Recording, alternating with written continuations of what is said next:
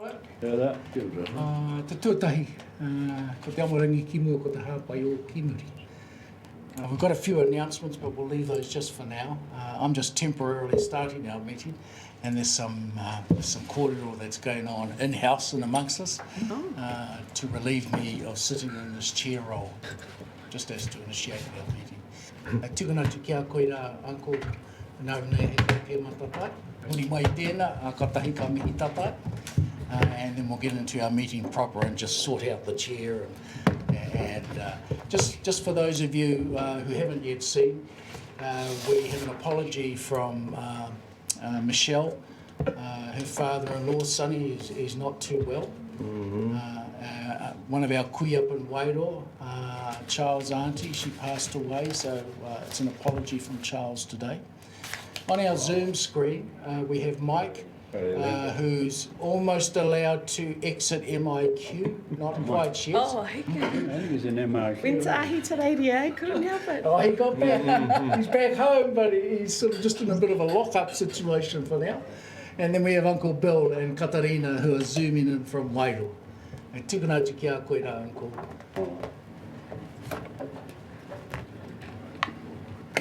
Anō kia ora rā koutou. Bill? Mike? Kei re tūne koutou. E mātakitaki ana tūne tātou. Koutou e rungu hoki tau pōka pakat. Nō re ngā mihi nui anō hoki kia koutou. Mō ngā wāke te haere. Nō re tēnā rao hoki tātou. A mi no hoki tātou. Ai te mange mi ngā ana hera pona te toka tūruta. Kia tatu mai anō koutou ki wāinga nui tēnei whakamoi miti o mātou. Hei tātari katoa hoki ngā kupu e whakapua kene mātou. I roto ki tō koutou kroriatanga. Ko koutou nei hoki te tīmatanga me te whakaotinga. Mai o mātou e tūmana kutu nei roto ki tō koutou kroriatanga. Ko koe ana hoki te manga he tūtuko mai ai e nei ake nei ai. E te manga mi ngāna hera pona te toka tūru tapu. Pakuunga mai nei mātou ki roto ki te aroha noa. E nei ra hoki mātou o pōnunga ko tai ki mua tō koutou aroaro i tēnei rā. Ki āwhina mai hoki tō tātou komiti Maori. Mo te kauni hera arohe, mo te mataua Maori tēnei rā. Ki haere pai kata hoki ngā whakapapa ngā pai kōrero, ko whakarewa ngia mai hoki mo tō tātou hui te rānei. Mana ki tia mai nei hoki rātou kāre ngā me kāre e tai te hara mai te rānei. E tai a mātou ke te noho pauri ana hoki rātou i tēnei wā. Engeri he manaki mai tūne rātou i rara hoki taua tau mahatanga. Nō re te mange mi ngāna hera pana te toka tūru tapu. Whakaungia mai tunu mātou ki roto ki te arawhanua. Pai here te tunu mātou. Ki roto ki te rangi Māori ngā wā katoa. Ko koe ana hoki te mange hei tuatuko mai. Ai e nei, āke nei, ai. Kia ora tātou. Kia ora. Kia ora. Ia koe, Ieri. Tēnā koe, Uncle. Nau nei whakarite a tatau i te rangi nei. Ka nui te mihi kia koe. Me tau mahi kia whakatuwhere hia i tēnei hui. Rātau e kanohi, matakanohi mai rā. Mai te Wairo, mai te MIQ. E tōtoko hea ngā mihi kia rātau kua mene atu ki te pō. Tēnā kuia kai roto te Wairo. Me ki rā ngā mate kai wanginui rai a tatau. Tēnā marae, tēnā takiwa, tēnā rohe. Puta noa ki roto i tēnei te mata o te Māui. Te mihi atu ki o koutou ngā mate. Ore ngā mate haere ki te putahi nui o rehu, te pōtutanga o Pīturi, te takata urunga te moenga te whakaarakia. Koutou kia koutou hoki mai rā kia tatau me ki rā e aku nei rangatira koutou e noho whakarangatira hau mai i tēnei komiti Māori o tatau. Tūkana ko tāku nei mihi ki o koutou e noho pari rau nei ki runga ki tēnei wahanga o te whare nei. Te mihi ki atu kia koutou hara mai rā. Kia kōrua rā mai a Mangaro, Robert. Me tō te māhine nei, ka nui te mihi kia kōro. Tainoa kia koe rā e auntie. Kainga, ia committee, ka tai mai rā koe, ka tautoko mai rā i uncle. Ka nui te mihi kia kōro. Hoi anō, tēnā tatau. Now, I'm just going to sit and I'm looking in particular at two of our rangatira here, just to see who's going to assume the chair seat so I can go to my proper place just over here. Tēnei te mihi atu ko koutou i te tainga mai I runda whakaaro kotahi. No reira, he whakaaro.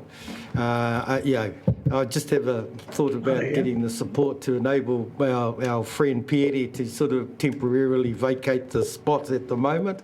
And in his place, I just put forward Roger Marker in the interim, just to preside over the chairmanship if he's willing to accept that. So I put that on the table. Move that way. Please.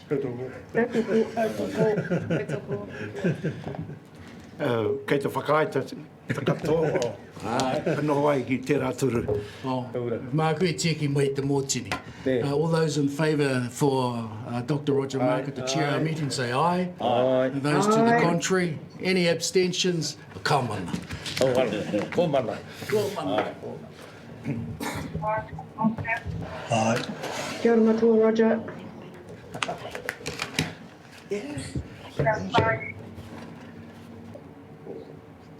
Thank you, Roger.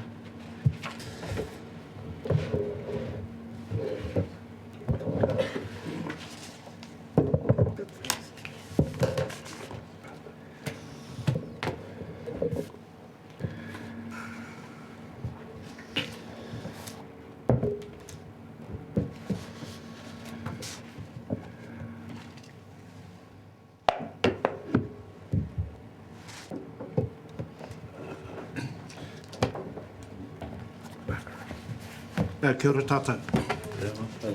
Kia ora tātou, mea tīmata tātou hui. O te marama, o te wānei, mi atu kia koutou, tautoko ana ngā mihi hea. Ngā mihi kia tātou, I raro te kora wai pōhere Pierre, o te rā, I roro te kora wai o tō mātou. Mātou nui te rangi, Uncle Hami, e mihi nei a takotona mai I rungi a tātou tēnei wā, nei rau kei te mihi. Ko au, ko te encore substitute, o tēnei ngā. O tātou chairman a Tokorua, e kari e konei. Kia koe mai, mihi atu kia koe. Hui noa koutou I noho ana I te Wairoa, mihi atu kia kōrua, kia tātou. Rek koutou ngā kaunihira, I rā kia tātou ngā kanohi ngā reo o ia marae o ia takiwā. Puta no tamatau a Maui, nere mihi atu kia tātou. So we'll start our agenda. So first of all, is any further notices? And are there any, or what is our list of apologies that we've got? And Zach.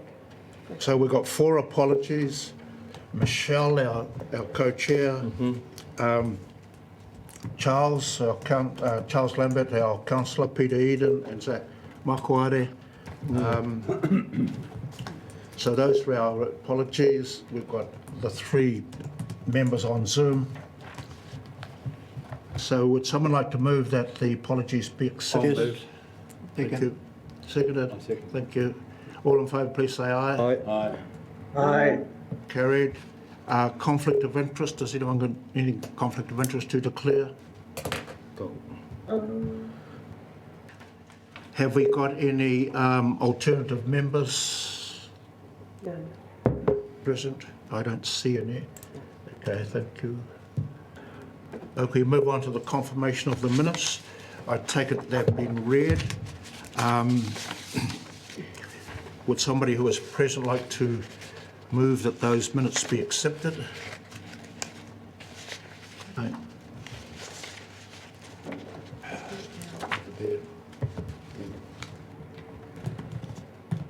Seconded? We were here. Oh, it was. Okay, I'll put the motion. These are a true and accurate record of our last meeting. All those in favour, please say aye. Aye. Against? Carried, thank you. Matters arising? Is any matters arising from the minutes?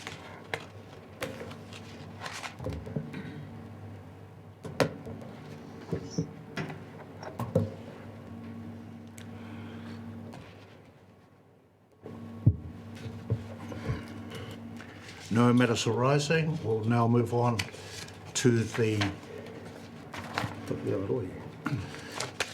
take report take wā, the various regional reports,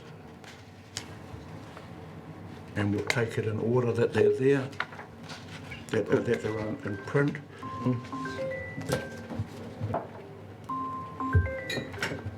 The first one is Aotai Whenua, Tamatea. What you see is in front of you is the list of activities, and just to confirm that the cohort of social programming is continuing to develop. It's been in progress since February this year, and it's starting to take shape and form. And that good work continues. We had a successful matariki,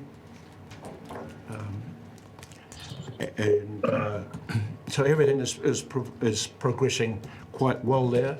On the environmental front, the work around Whatuma, the lake, continues, and there's some quite serious discussions within the context of the lake, which involve the council, and on several levels actually. Some are just programming stuff, and others are more, what is the council's approach to that as a major wetland and watermark, landmark within the whole of Hawke's Bay. And so those are continuing, are ongoing. And the other issue related to this is that Central Hawke's Bay District Council now have a district plan on the agenda, and various marae, hapu and other Māori groupings have put in quite detailed submissions to that, and that closed on Friday. So it's kind of watch the space as far as the new district plan goes, and of course how that may relate to the regional planning. So that's us. Paul, have you got anything from Pōrangahau extra to that? Cool. Just in general, as far as our... Kia ora koutou. Just a general excitement in Pōrangahau with our district council coming out and being a part of learning tikanga, learning how to see tikanga. The oranga tamariki. The area is feeling quite good about how partnerships are developing in and around. Atikere has formed itself a tribal authority. That's exciting in itself, and hoping to be able to conduct our businesses formally with organisations like Central Council, District Council and any other. So the word is out. Don't go to anyone in Pōrangahau, find out who's the authority, and it just stops a lot of headaches. As change is happening in councils and district councils and other organisations, likewise change is happening in hapus and amongst our people. So there's a general excitement in the area in Pōrangahau. As for my favourite te Wakati, we'll progress along with that. I'm just a little indicator of age. I was going to get the authority from my chairman, and I had planned to get it from a meeting and bring it here. However, I just realised the meeting I'm planning is tomorrow, and I'm here today, so so I have to apologise to you. Pai ana, pai. So I'll do it tomorrow, Pierre. So it's just, I find it quite comical actually that age is, plays its little pranks on us these days. But by and large, fairly smiley face, very happy to see how things are progressing along for us in our partnership role as we move towards partners, being a partner, not only in councils, but right throughout our hapus and maraes and tēnā koe. Tēnā koutou taumatia. A here taonga. O tēnā koe, o tēnā tātou. Okay, I've got 3 items, and one of the items that comes up is being recorded as an action that was left to James and the team to meet and Pierre ourselves, and I've just given a descriptor of a demonstration of what happened, what's occurred and what's still outstanding, which we've nailed down for the 26th of August as a site visit. And it's really, really important that when we start to look at how as tangata whenua we can actively participate, particularly around having eyes, ears around the natural environment and the role of kaitiaki, but I use the term more so kaimahi, then that reflects, of course, the desire, in this case, by local tangata whenua to put into place some kind of kaitiaki liaison group.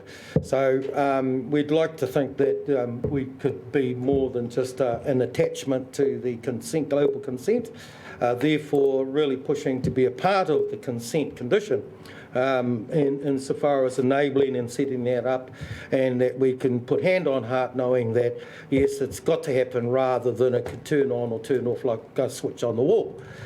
So that's really at the nub of it, and there's a number of issues that I've raised that the discussions are centred on at the moment. I look forward to the visit because we're all busy people and having to clear our desks just to go down to the awa. And as I say, it's really, really important from our perspective that when we do get down to the awa, that we have that conversation rather than having to articulate the conversation across the table in a boardroom miles away from the awa. That's really important. Okay, so I'll just leave that item for the time being. You've also got the report, and there's some feedback from some of the council officers in regards to the outstanding water body PPC 9, which we've appealed. And we've just quoted a few things. May I say too, Mr. Chairman, that and certainly, I guess, one of the key issues, particularly when there was, I think, something like 35 overall requests to posit this water body into the discussion.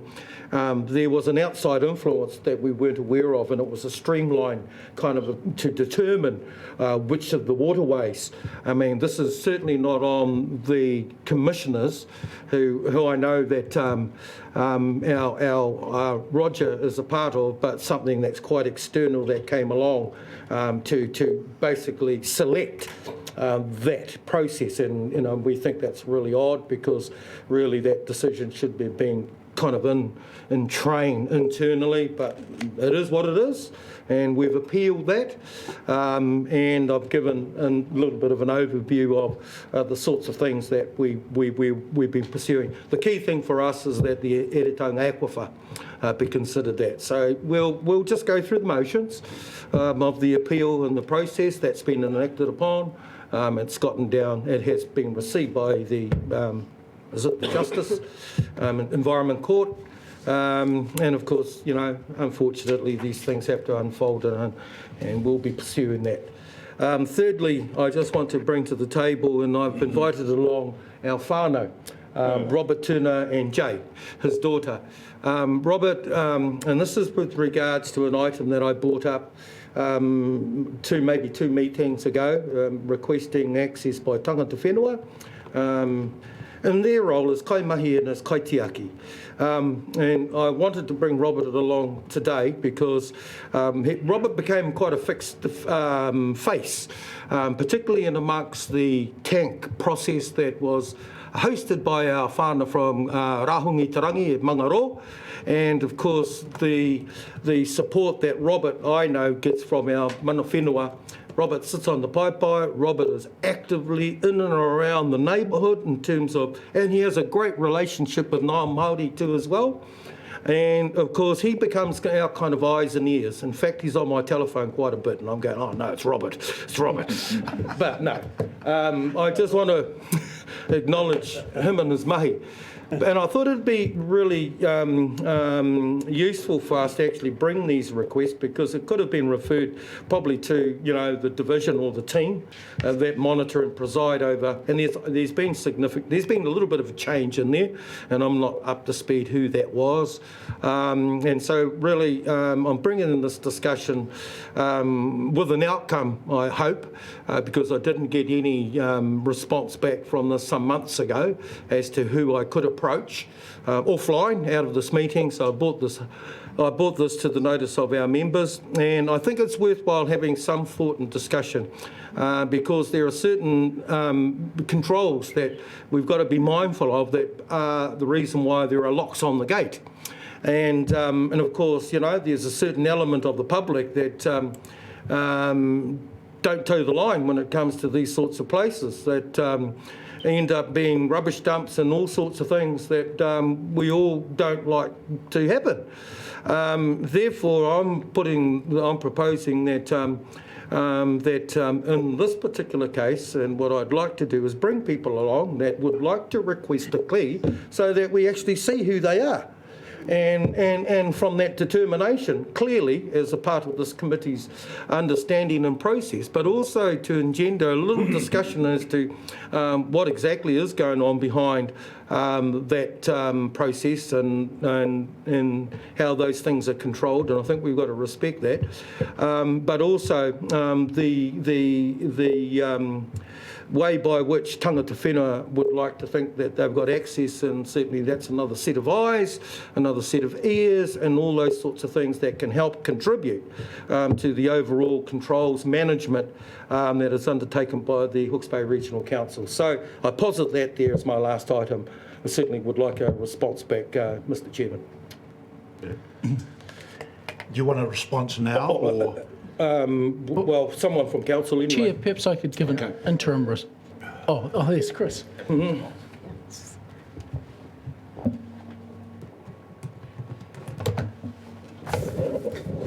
Yeah, thanks. So I guess first I just want to clarify, because we have lots of requests for keys all the time through our through Mark Brinston and the schemes guys. So have those people been contacted for a key, and has it been declined? Is that why it's been escalated to this table? No, it hasn't been approached. I don't know who to approach. Right. Yeah, and I've just brought it through this process. Yeah. Yeah. So a key person is Mark Brinston. Yep. He's our ranger, and him and the team issue keys to various people. Of course, it is a challenge. We don't want thousands of keys out in the community because the gates are locked for some of the purposes you outlined. But we also want to make sure that pedestrian access is also available. So there may be things we can do to put in pedestrian gates rather than allow vehicle access, or vehicle access may be required. But we need to work through those issues because when there is vehicle access, we can have people access the rivers who shouldn't be, who are dumping material, people who sometimes are issued keys leave gates open. So there's a whole lot of responsibilities that go along with having a key. And so we're happy to talk to those people. But Mark Brinston, it's a everyday operational activity to manage our keys, and he's a key contact for that activity. Would there be the result after that discussion we have access to a key? I really just would like to my understanding is this is not going to end here. No, so my understanding is many or most of the mines already have keys. Right. We've done a whole lot of upgrades to our locks, so it's just working through that process. Yes. One of the issues, particularly with maraes, is keys get handed around a lot and then ultimately get lost. But again, it's about the responsibility that comes along with having a key. We can't issue endless keys, 30 or 50 keys. So we're trying to manage the security, the downside of access, plus giving people who should have access that access as well. May I ask one further question then? So how many other marae in Taonga have got keys? Well, I could find out. I don't have that information with me. We could do that. And it's okay if we can get a number so that direct contact in this regard is Mangaro Marae, who will be seeking through Robert. Yeah. So I'm happy to have Mark contact the marae. You'll be able to say something? Absolutely. Or am I, Robert? Kia ora. Look, why I approached Maori about his key, there's duck shooter's got keys, Wavy Gate. White Bader's got a key for the Epi Gate. And why I'm asking this is the place where we mai kai. And we're getting locked out of these areas. And that's what I'm asking, if we can have a key for all these gates. Because those are mahi kai places. And they've been handed down to our children, our mokopunas, and we've been denied this. Kia ora.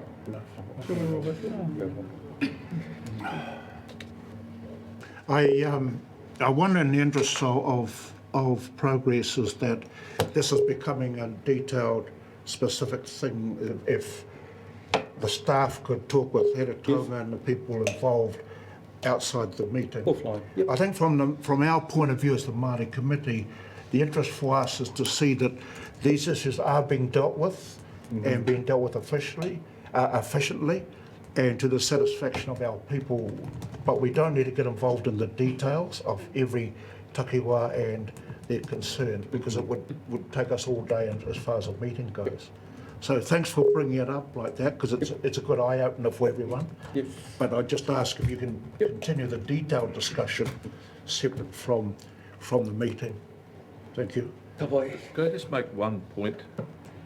You're quite right, Chair. These are operational matters and should be dealt with offline.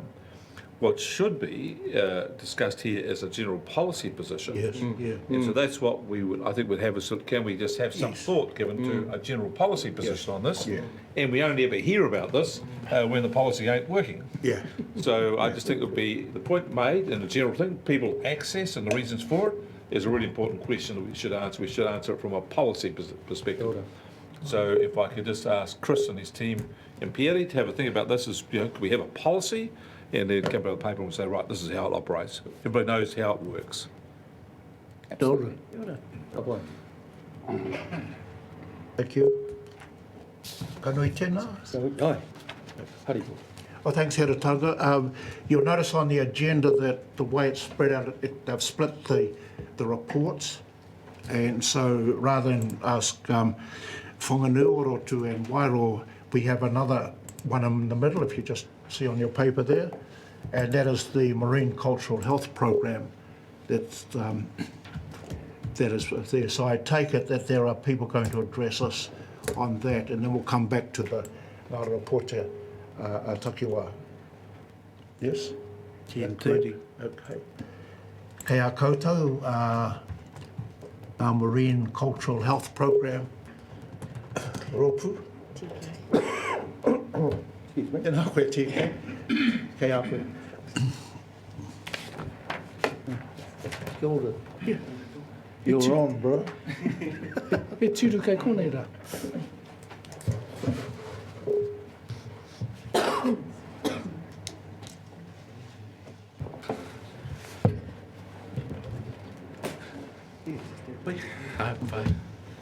Tēnā tātou e te whare, nei rā te mihi ka tika kia koe te tiamana, koutou hoki ngā rangatira o ngā hapu, ngā marae maha o te mataua Maui, tēnei te mihi ka tika, tēnā koutou katoa. Really excited to come and present the Marine Cultural Health Program to the whānau here today. I think I was fortunate enough to present to the Environmental Committee probably about a month or two ago. But yeah, he's our kaupapa. So the Marine Cultural Health Program, or Tangaroa Tohu Mana, Tangaroa Tohu Maori, is a kaupapa, an initiative driven and undertaken by mana whenua of Ahuriri, working in partnership with the Napier Port. The Marine Cultural Health Program is a taiao focused monitoring program based in and around the Ahuriri marine area, with a focus around monitoring Pānia Reef.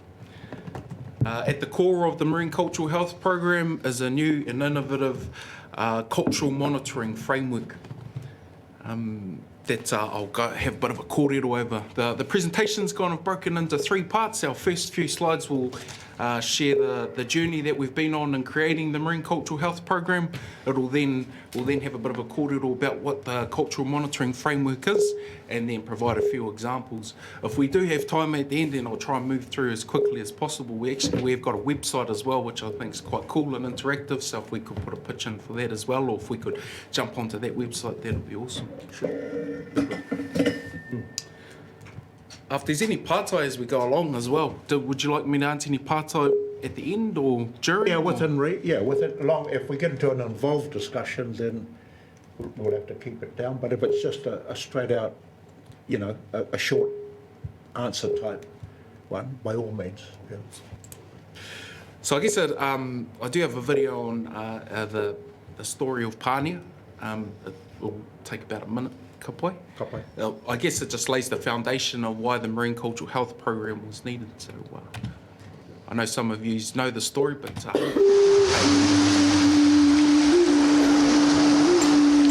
Pānia the Reef is well known to the people of Napier. A statue of Pānia was erected on Napier's Marine Parade in 1954 to commemorate her story, and she also survives in song and poem as well.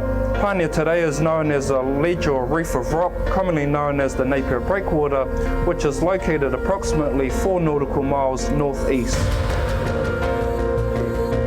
This was the home of Pānia, who was a beautiful sea maiden with long brown wavy hair and shiny smooth skin, who in ancient times daily swam shoreward at the setting of the sun, returning back to her sea people before the break of day. While on shore, Pānia used to play among a clump of harakeke or flax bushes next to a freshwater spring called Tuhinapo, which was located at the foot of Hukerere Cliff close by the sea. One evening, a rangatira or a chief by the name of Karitoki, who lived in a nearby pā, became thirsty, so decided to get a drink from this freshwater spring. While he was drinking some water from his hue or calabash, Karitoki noticed Pānia among the harakeke and instantly fell in love. Karitoki took Pānia back to his home and they became man and wife. After some time, Pānia gave birth to a son who was completely without hair, and so naming him Morimore, the hairless one.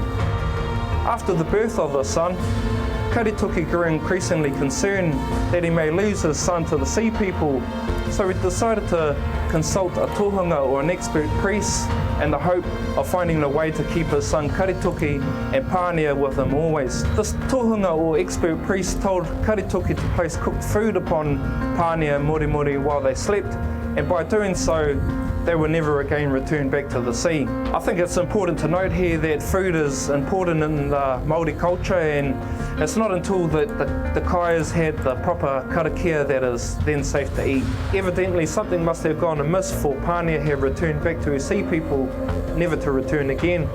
Morimori was turned into a shark who lived and continues to live and occupy the waters surrounding Napier. When local fishermen retell the story of Pānia, they claim that at ebb tide, Pānia may be seen at the bottom of the rocky shore with her hair as brown and still as ever and her arms stretched towards shore.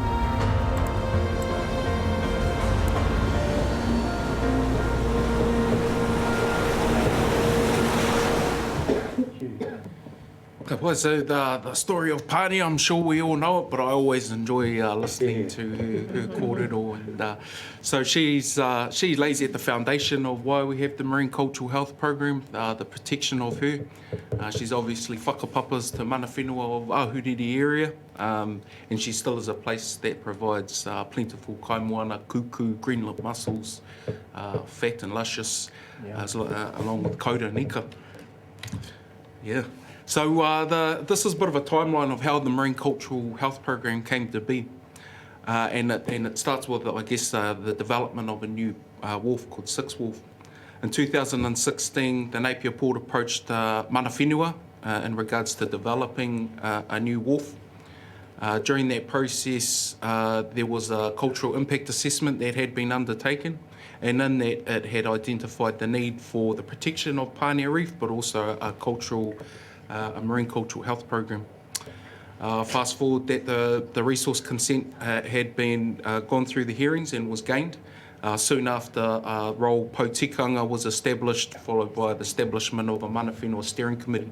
The focus of that committee was to develop, create and implement this marine cultural health program.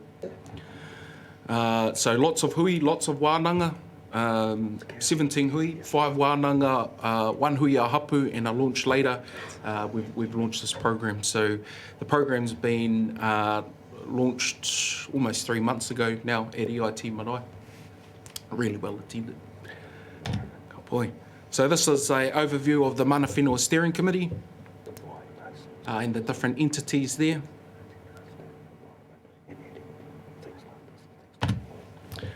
So our 3 key po that make up the Marine Cultural Health Program is undertaking monitoring in the marine environment through our mātauranga, Meona tikanga based monitoring program.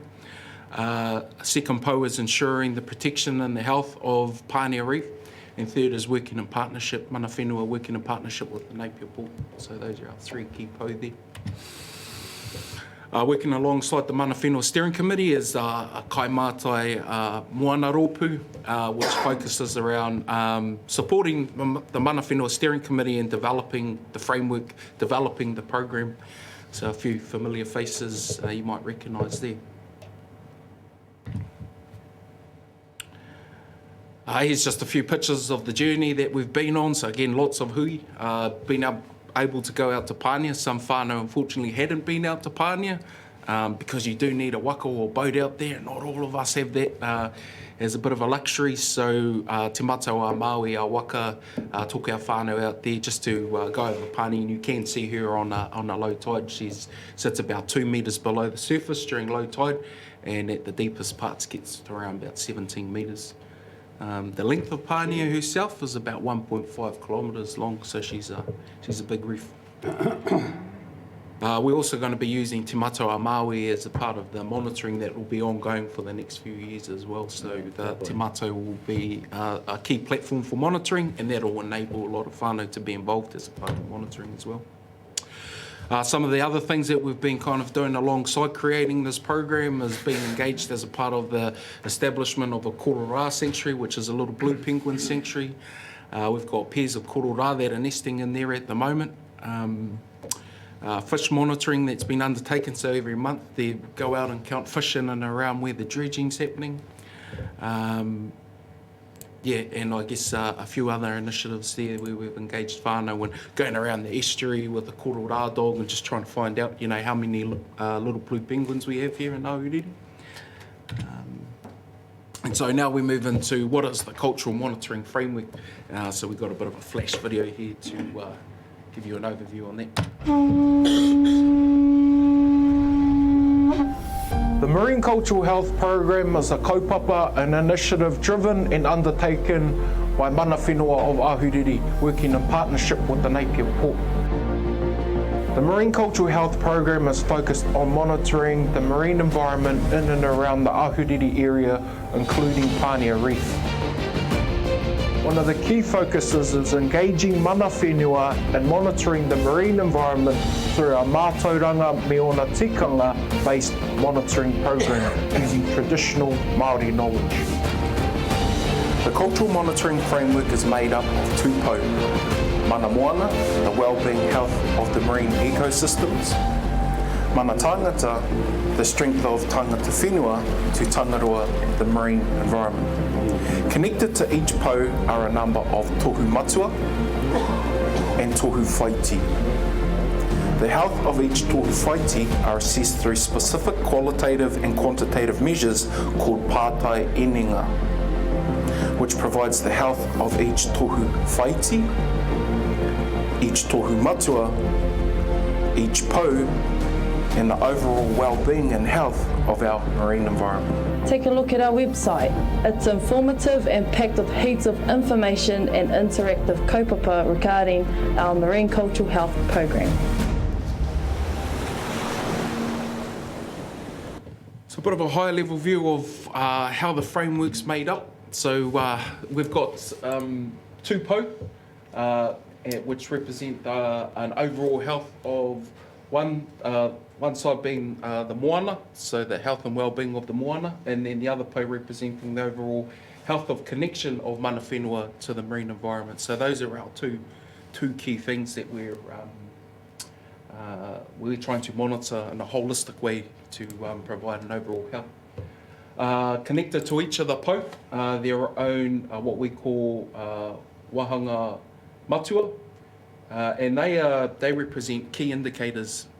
So those key indicators and Te Ao Māori principles include kaitiakitanga, wairua, but also key influences like the rivers and the estuaries. So those make up the key indicators which inform each of the po.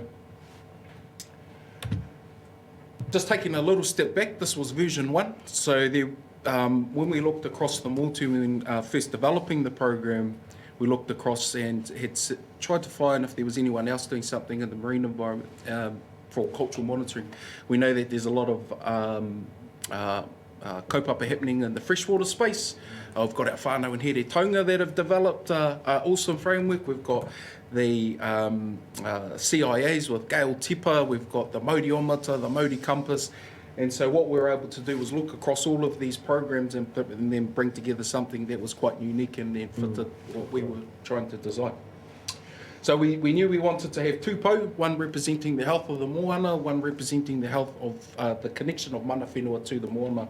And what we know we needed was a number of tohu, a number of key indicators which inform the health of that po.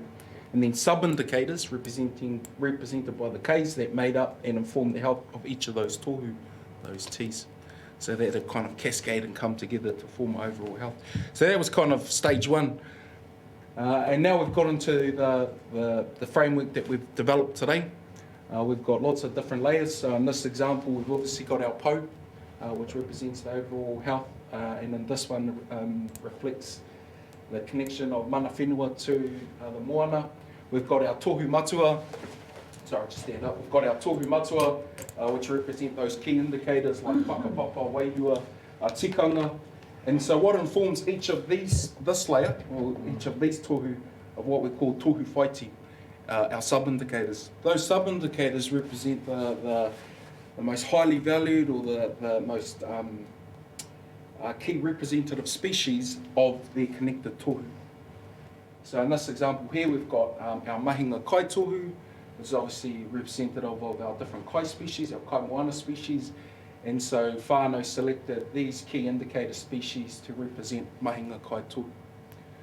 To understand the health of each of these, we then go down another layer, which is called our pātai ininga, and they're made up of qualitative and quantitative pātai. So the qualitative pātai, we go out and survey with whānau, how easy is it to go and get a feed of mussels, for example, or how often is it too murky to go out and prevents you from going out to collect mussels, or kina in this case. Some of the quantitative side of things is we go out into the field and monitor those things. So for kina, we'll actually get the kina, crack it open, kai, check for conditioning, send it off to the lab, and then that all informs the overall health of kina. In the qualitative and quantitative pātai, we've got different methods in how we go out and collect that information and how we score. So when we get all of our information about how the qualitative and quantitative side for each kina, that comes together to inform the health of kina. That's then replicated across the different tohu whaiti. Then those all are assessed for their health, then that collectively comes together to inform the health of the tohu. And then again, all of the tohu come together to collectively inform the health of the po. So you're able to start at the finest level and be able to kind of cascade up to represent an overall measure of health of that po. So those are the different layers. Oh, sorry, so whānau, it was through wānanga that whānau selected these tohu. So these have all been done by the selection of whānau. There's two other kind of key things that influence the framework. One is a health rating. So that visually depicts the health of each of the pātai ininga, or the different layers of the framework. And there's also a weighting that's provided to each of the layers inside the framework as well. And that weighting enables you to, or for whānau to select what they believe has a heavier weighting over others. So for example, Pānia, she's awesome for kuku and kaura, so that has a higher weighting than, say, Pāua, for the reason that it's few and far between that we get Pāua and Ahuriri. So that's an example of how the weighting was used. Sorry, this is hard to see, but just letting, I guess it just represents that there's, you know, all of the different layers of the framework have been selected and has their own weighting and things like that. This is what it looks like when you plug in the different, the health rating and the weighting. This isn't representative of the data. We're still collecting the information, the qualitative and quantitative pātai. It really just represents what the, how it looks with the weighting and health rating plugged in. This just provides a bit of information around like how each of the different layers are weighted. So again, there on the far right hand side, we've got kuku, which are the green lip mussels, are quite heavily weighted, where the Pāua not so much. Because that represents, you know, the kai that's available in and around the Ahuriri area.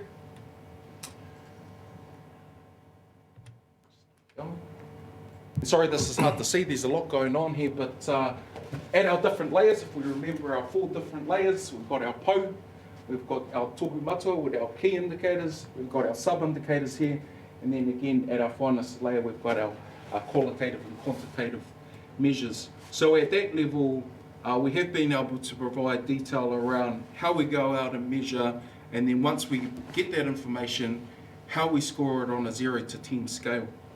And then once we've been able to score it on that 0 to 10 scale, we're able to then plug that into how we determine the health rating, which is kind of that traffic light scale, red being weak, through to green being strong. So that's how that works.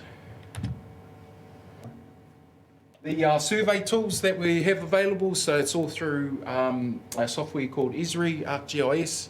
I've got 123 survey and also story maps, so it's quite an interactive way of being able to go and collect information. And then lastly, our website. Is there any chance we...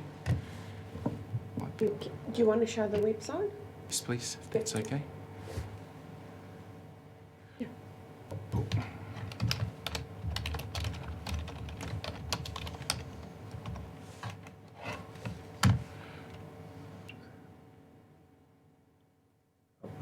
So www.marineculturalhealth.co.nz. If you get some time, please take a look. So this is the web page. I'll just quickly go across the tabs at the top. But it's quite an interactive site. Provides you with information and background around where we're monitoring. We're fortunate enough to have a bit of a kōrero with whānau around the historical relationships whānau had with the Ahuriri marine area, so we were able to undertake interviews about whānau who dived on Pānia Reef in the 60s for bottle diving, and kind of what they remember of Pānia, and you know, what whānau see as some of the impacts on Tangaroa, they see as some of the key issues. Also some of the other little reefs that are around, like Town Reef, Upoko Poito, which is kind of the waterfront along between Waitangi and the port, and then Harding Road, and all these other little reef structures that have lots of life, and were traditionally places for kaimoana as well. So take a look at those kōrero. They're just little clips of whānau, reflecting on their kind of interaction in those spaces. And so this is the framework. I guess it looks familiar to what you might have seen on the PowerPoint slides. You've got your tūpou, you've got your ki tohu there. And again, this is just representative of what it would look like once we've been able to collect all of that information and plug it in. It's quite interactive, so you can go quite deep into each of the tohu. And so this one's kaitiakitanga, gives you a bit of background about why it's important that we're measuring and monitoring around kaitiakitanga, and then provides the qualitative and quantitative pārtai that we've put together, and then also the methods as well. So, if we're wondering how this is collected and how we score each of these, then that's all available online as well. There's also a map page, quite interactive. You can zoom in and out and look at some of the monitoring data. Well, once we get it, it'll be plugged into the map. So a bit of information there on that.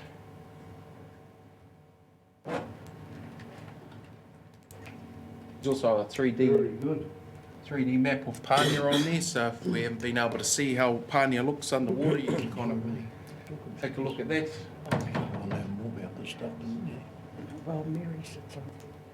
And then a bit of information around the po itself, and I know we kind of just moved through it really quickly, but all of the designs and stuff of the po were drawn by members of the mana whenua.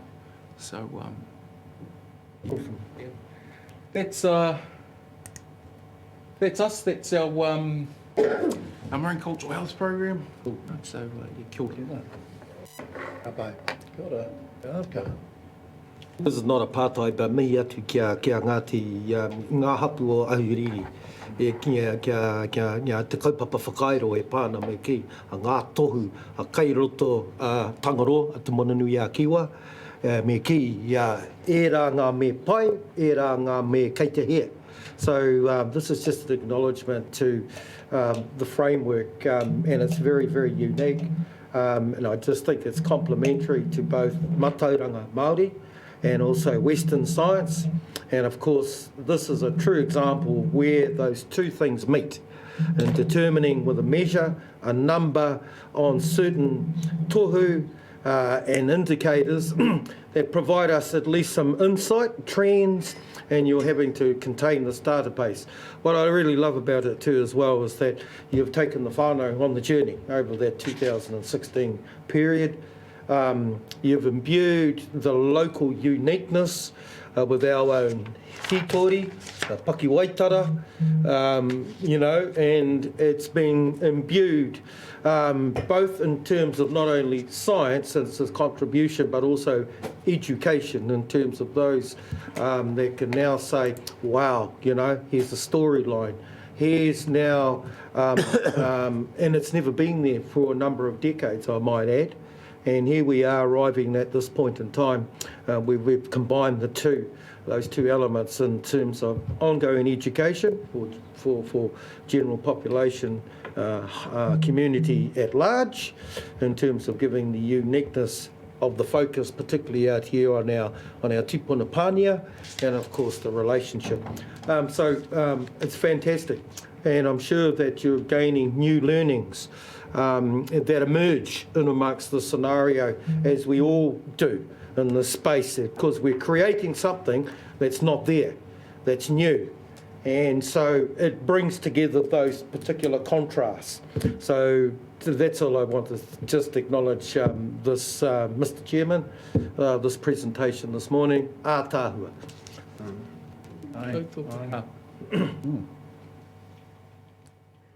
Tēnā koe mare, koutou katoa. E te hatu pātaia. Tēnā koe, Chair. Tēnā koe te tūngani.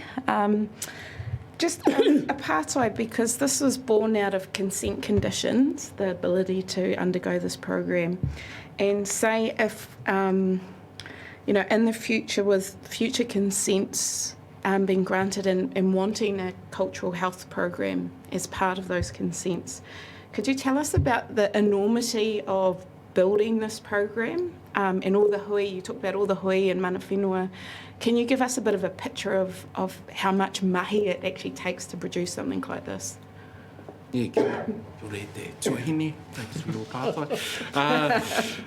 Yeah, but it was a challenge because we hadn't gone through a journey similar to putting together a program like this before, so we're kind of like Māori was saying, we're kind of feeling in the dark a little bit around how to do it, and we're kind of learning as we go. I think originally we had a bit of an aspirational time frame of about a year, but we also knew we didn't want to rush it as well, so it ended up taking about 2 years. I think we were lucky that there was sufficient resource to support the journey as well, so that was pretty key. But yeah, no, it's definitely, I guess you try and do things as tika as possible, so you try and have as many whānau in the room, enabling as many hui as you can to just work through it, because it wasn't, because the whānau hadn't been through a journey like this before, it was new for them as well, so it's kind of, it was challenging, but I think if we can provide some learnings on how we done it, so that whānau that come into the frame next time and can maybe hit the ground running, then that's something that the whānau involved in the program were wanting to do as well. So yeah, having lots of hui, having the appropriate resource, and then the support as well. I think our kai mātai rōpū, so you had Shane there to support as well, so that's pretty key elements of it as well. Those are some of the things in the recipe that worked well. So it took two years, could you say? Yeah, just under 2 years. Just under 2 years from establishing the Mana Whenua Steering Committee through to launching it at EIT. How did you dodge Doc? We did. I don't know if we did. In regards to the monitoring, or? Yeah. Who wants tips? That's a good question. We've got a take exactly this. And Doc is all over it. I'm going to try and take you to a meeting. I'm going to chase you out of this room and find you. That's stunning. I mean, God, the mind boggles. We've got an area beach that we've been going to for all my life, all my dad's life, all his dad's life. That if it had a program like this on, it's taken care of and looked after for all time. Like Pānia. It's a way Maori them can have an effect. Goodness gracious. I'm stunned.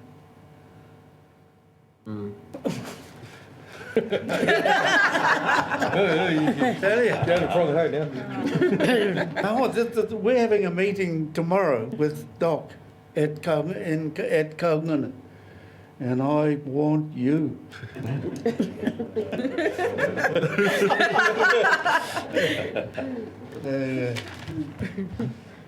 I'm blown away.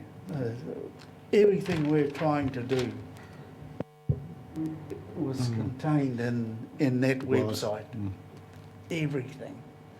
But those outcomes, the mind boggles. Kia ora. Kia ora, Mr Chairman. E mihi tautoko tēnei. Nā reira, on behalf of Whanganui a Rotu Te Kaha, ka nui te mihi ki a koe, me haere tonu. Wonderful to see what you guys are doing, and I've seen the journey that you and your group have taken over the last couple of years. If Peter was here, he will be grilling you, and as we know, Peter, and our meeting would be half an hour longer. But anyway, kia kaha mai and keep up the good work. Kia ora. Kia ora. I think you've got the general feeling of how it's been received. No, thank you very much. This is, as I can't put it better than Paul put it. It's just so impressive for all of us to see these programs. I have one question. So I take it you're supported by the Port of Napier? It's the resource, yep. Right. And so that raises questions for the rest of us that might have these similar things, is where's our support? Because the hapu just don't have resources to do it. We don't have it by ourselves. So that's a good point to note, yes. I think that for the longevity of the program would at some stage would be awesome to sit and with council or long-term monitoring with state and the environment. So I think having it entrenched in that monitoring would give it resilience. Yep. But for now, we've got a few years worth of monitoring to do and the resource to do it, and we definitely are lucky to be in that position. But whānau might be able to see resources of, if consents are coming up in the future, we think that this is appropriate. As you said before, just the experience and sharing it with us would be great. And so, in other words, you've created a model that can be transported around the mut, or around our Aotearoa anyway. Gee, I think Councillor Barker had his point. Just pick up on your point, Chair, but slightly differently about the Napier Port. 20 years ago, you never thought of approaching Napier Port on something like this. I just want to put that there as a thing. The world has moved, and so we need to appreciate this moved, and we therefore should never assume that people are stuck where they are 20 years ago. So the point about this is, It gives them more eyes. of course there's and resources closer needed, but sides all we should the way around start the to think coast. about knocking on more doors and different things and expecting that things have shifted and continue to make the shift. I think Napier Port's done a fine job here, enabled by KT and his team. So it's been of mutual benefit to everybody. Second part of my question, and I'll put it to you, is that the role of the council, of the regional council in all of this.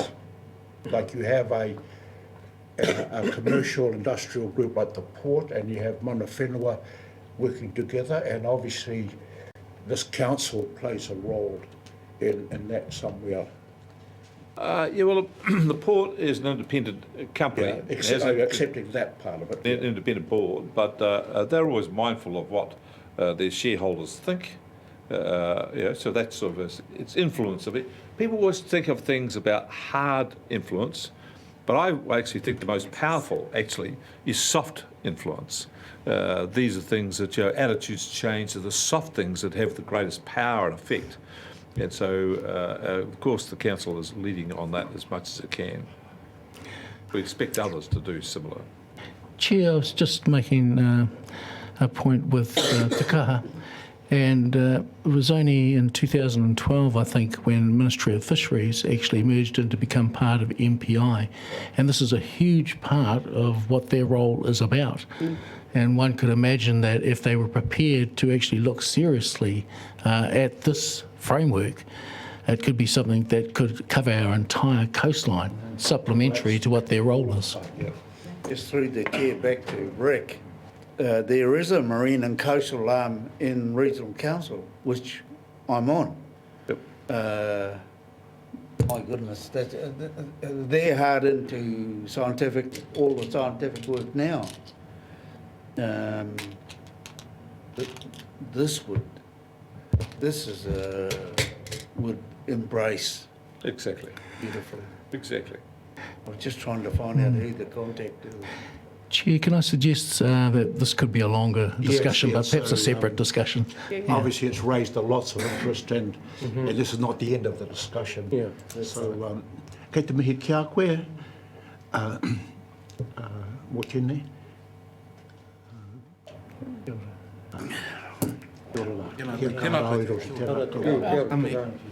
Paula's going to chase you out the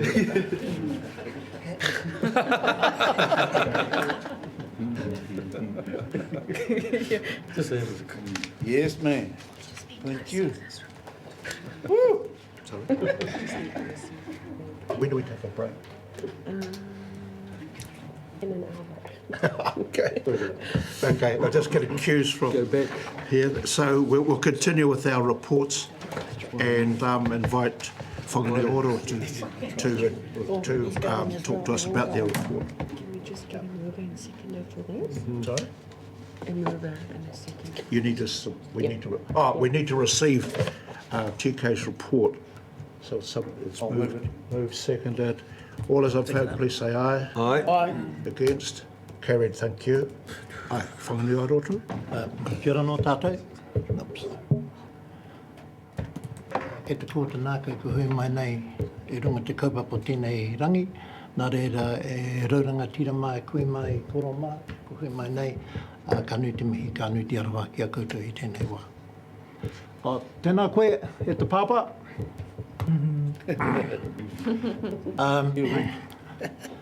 Thank you, Peter, for getting our report out. And we've had a good discussion on Māori wards, and I know it's coming up later in section 9, I think, so we can talk about that more later. It was a pleasure for whanganui arotu, a pleasure and an honour to acknowledge Rick Graham at a special hui that we held for him at Motio Marae to recognise his work and the partnership between the Regional Council and iwi Māori. And so there was a great morning that we had over there, and also to acknowledge what Hastings District Council, Sri Sandra and her team have been doing over there.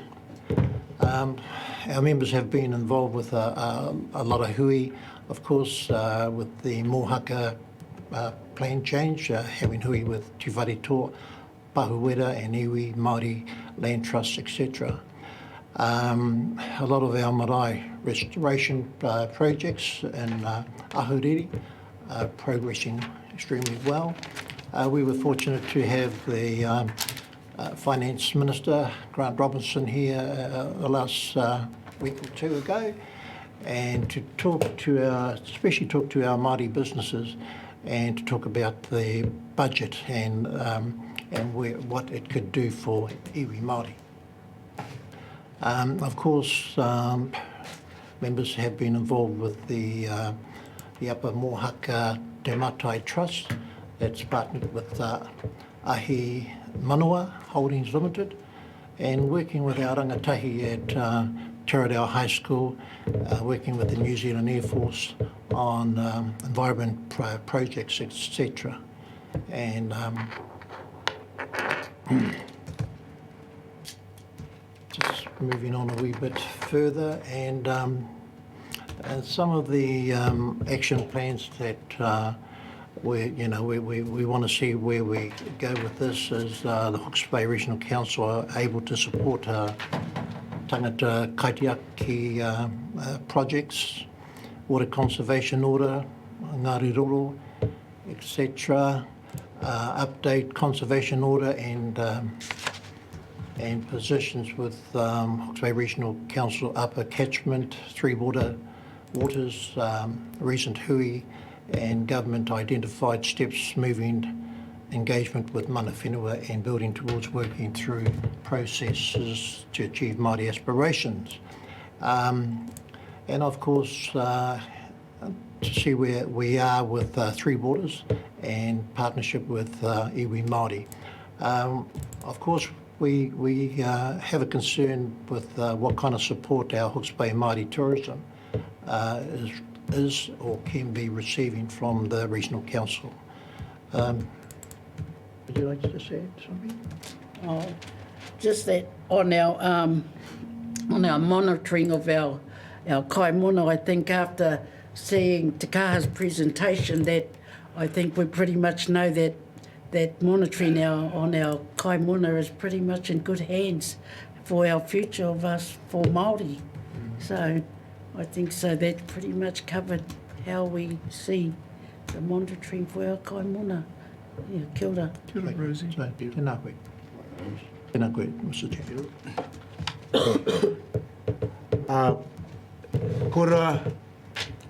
Ko te wairo, e mi ate.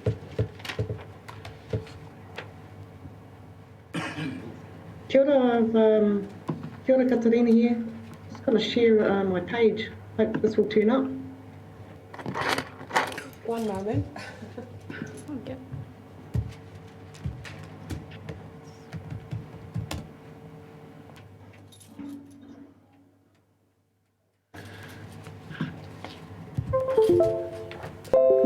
It's on our smaller TV screen, Katarina. Annalee's Yes. going to bring it up on the big screen. Oh, ka pai.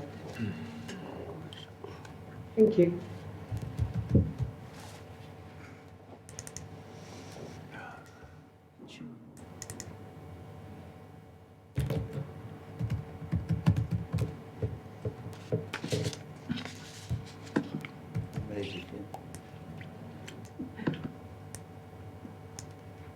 Kei te pai?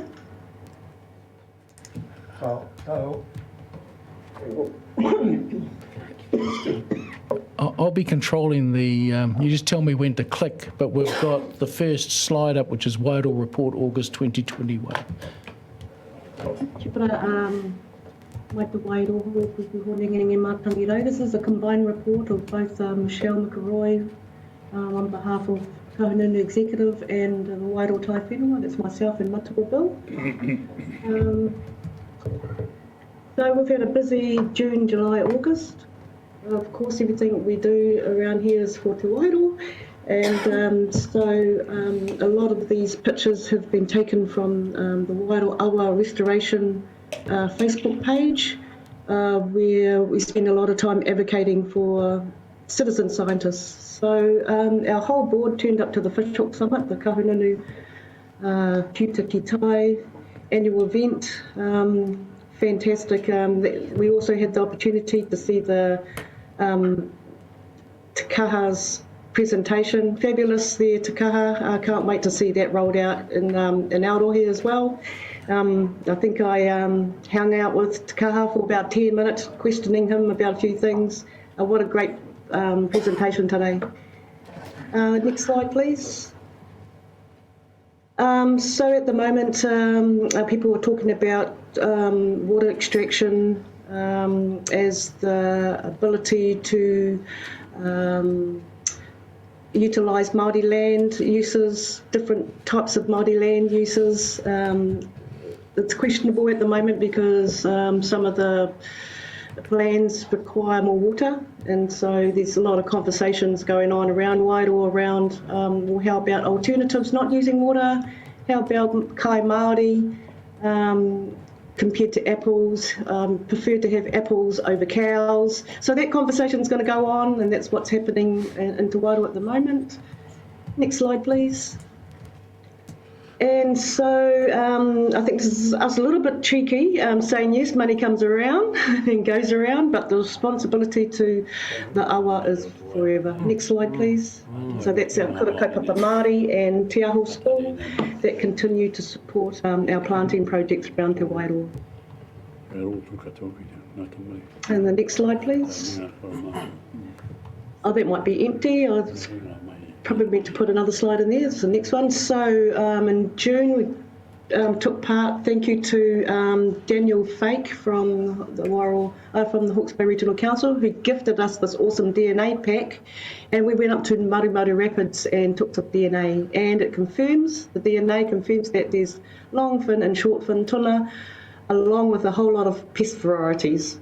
Now I worked it out. I worked out that. That we found about 70% of the DNA was very foreign. So we'll be giving you some more feedback in future projects around this very kaupapa. So the next slide, please. So this is myself and Michelle actually down the awa looking around. This is about 15 k's up the Wairoa River around Maru, taking the DNA sample. We also, on the same day, saw an awesome, horrible discharge coming from a farm. We were following up with that. Next slide, please. And to our disappointment, the Wairoa River did not get into the outstanding water bodies list, and of course one was really upset about that. I've put this kaupapa back to the chair and to the board. I know that the Tai Whenua put a submission in on behalf of Te Wairoa and also another member from the Wairoa region, and we were talking about appealing or repealing or whatever the right word is but that's something we're going to have a conversation with Tātou and our partners and the whole rohe o Te Wairo. We find it quite upsetting when we've spent a lot of time on the sites of significance, explaining how important whakapunaki is, where the beginning of the Wairo River starts. We're not saying that the whole awa is beautiful and perfect, but at least these parts. And we're quite disappointed that, not one waterway in Wairo has been selected.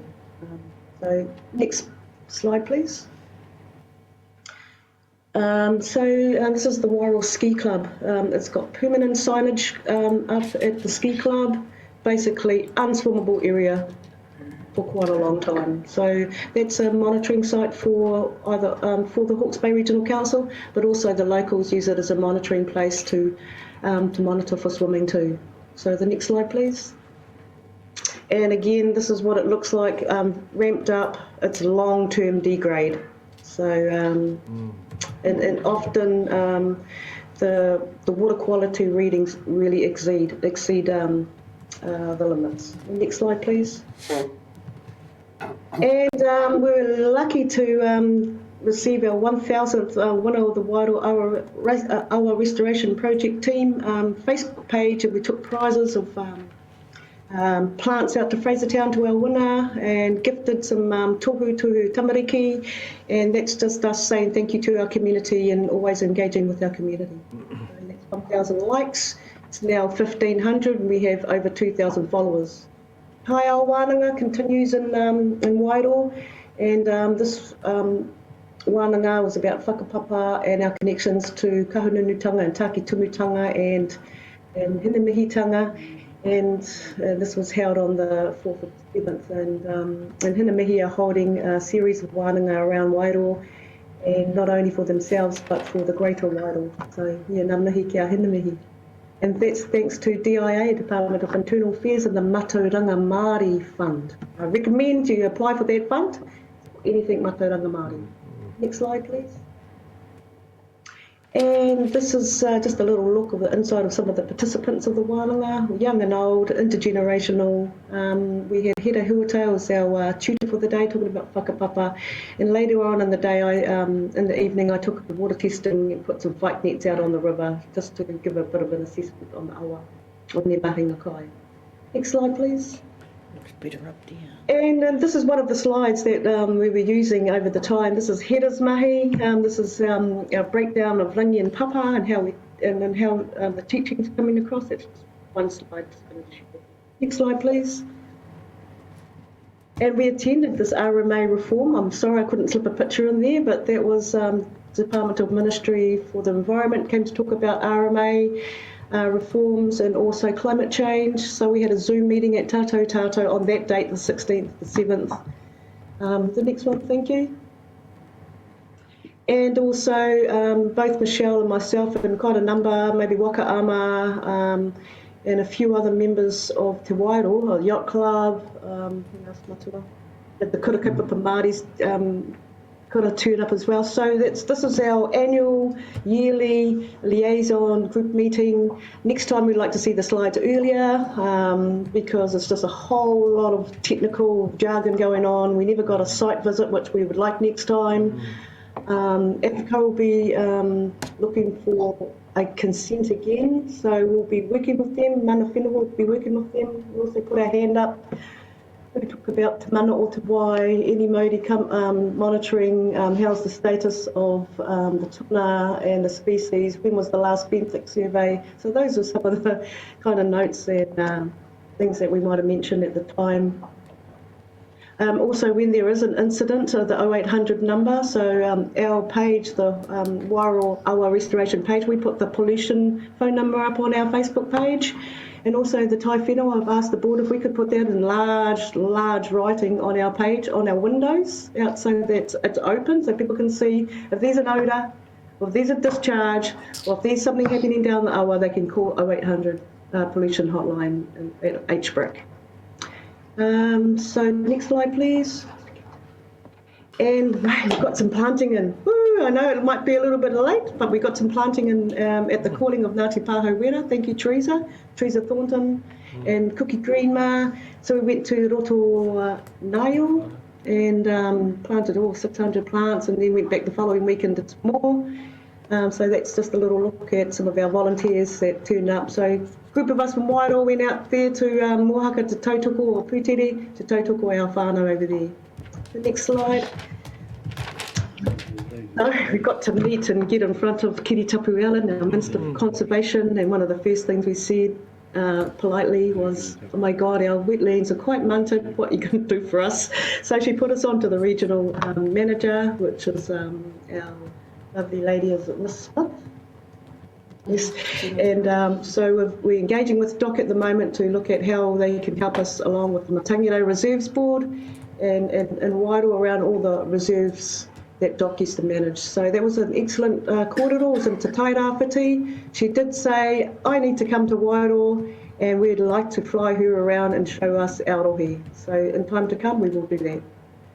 Okay, the next slide. Oh, ka tahi anō kamatu. End of slideshow. That's us from Te Wairoa. Ngā mihi nunui ki a koutou katoa. Tēnā kōrua. Lift of the game there. Annalie, have you got the maps that I sent through?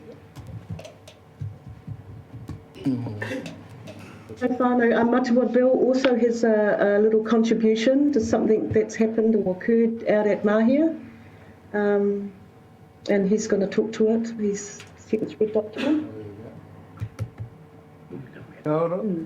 It's a map of Mahia. Kia ora Matua Bill.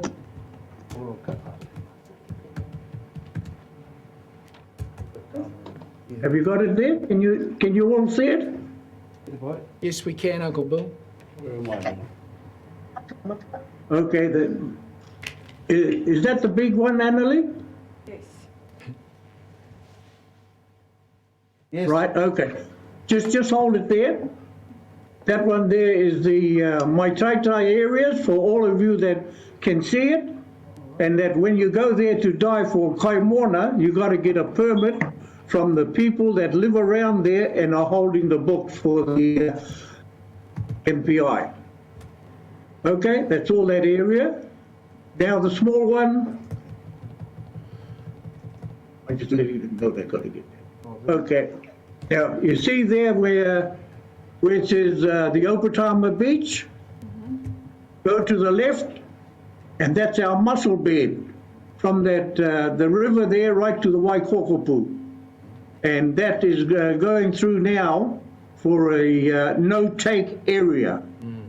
So the no-take area, once it's through, it means you can't go in there at all unless you get a permit for the Te Hoi Mai Tai Tai. Te Hoi. What you see there in the turquoise colour is that's the whanga o Ruawhara. That's all I wanted to explain, that you can see it all. And when the no-take comes in, perhaps we might have another meeting before that. Thank you. Tēnā koe koro. That's good, eh? It's just rating it, eh? Gee, this is plenty going. Just a procedural question. Do we have to formally accept all of the reports? Okay, would someone like to move that we accept all the Takiwara reports? I'll second that. Second it. Chairman. I'll put the motion. All those in favour, please say aye. Aye. Against? Aye. Carried. Thank you. Chair, can I just make a point in terms of ngā ripota takiwa? 2 years ago, we used to have quite a big discussion in this forum, which were verbal, oral reports. And we've moved significantly now in terms of getting written reports. And I just want to make a point that those are of immense benefit because they're shared as part of the meeting pack, and it allows all of us within the room there to be able to contact one another in advance of the meetings to ask questions to get clarification. And so I just want to, one, acknowledge the reports that we have been receiving and encourage us, off the back of the notification that NLE sends out, to continue to provide those written reports. Kia ora tātou. But as far as the agenda goes, though, the next items 8 and 9 are actually the chief executive's ones. So I have a note here that he's coming at 11:30, which is 5 minutes' time. In between, I'll call for a number 10 to call for the minor items that anyone wants to put on. Sorry, Mr. Chair, can we just do the follow-ups first? Well, aren't the follow-ups the council as well? That's directed by the council rather than by us, the members. Yeah, we've got two. You've got people to do that? Yeah. Okay, we can move to the follow-ups, but who's going to speak to it? I thought that was the CEO. Probably. Taken as read normally, they're all filled out, so we're taking them as questions. Sorry, is there a staff member to speak to the follow-ups? Well, it depends on, the follow-ups have all been described what's happened, so if someone's got a question about it, then depends on the question, we'll find the right person to give you the answer. Okay. So they're all taken as read. Yeah, taken as read, so any discussion from the follow-ups?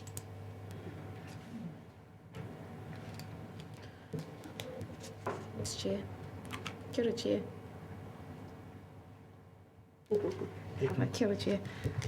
Just with item 2, the follow-up, a follow-up in terms of the report of the Ahuriri chemical spill, do we have a time frame on when that might be available to share amongst the public and with the committee?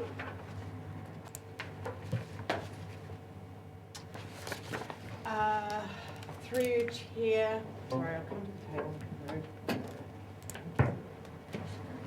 table. Through you, Chair, charges have been laid with the district court for prosecution last week. Will we know when we can share any more detail? Is that all up to the judge? Yeah, that's subject to court process now. We're working alongside Napier City Council on that, so it will be a joint, somewhat a joint prosecution between us and with Napier City Council assisting. And with the charges having been laid last week, everything's sub judice. Yes. It would be unwise for us to release anything prior to the conclusion of the court process, because it might be seen by or interpreted as the council interfering in judicial processes. Correct. So we just now wait. Exactly. Yep. That's what it says there. Oh, yep. Understand that. Just hoping for timelines of when. We'll just wait till the judge makes his decision.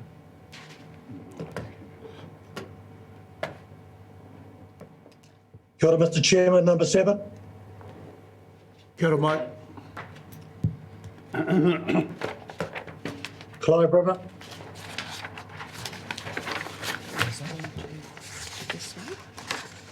Yep. I think James, we just need to wait for James because he can respond to that. Again, we'll have to wait for the CEO because that was his responsibility.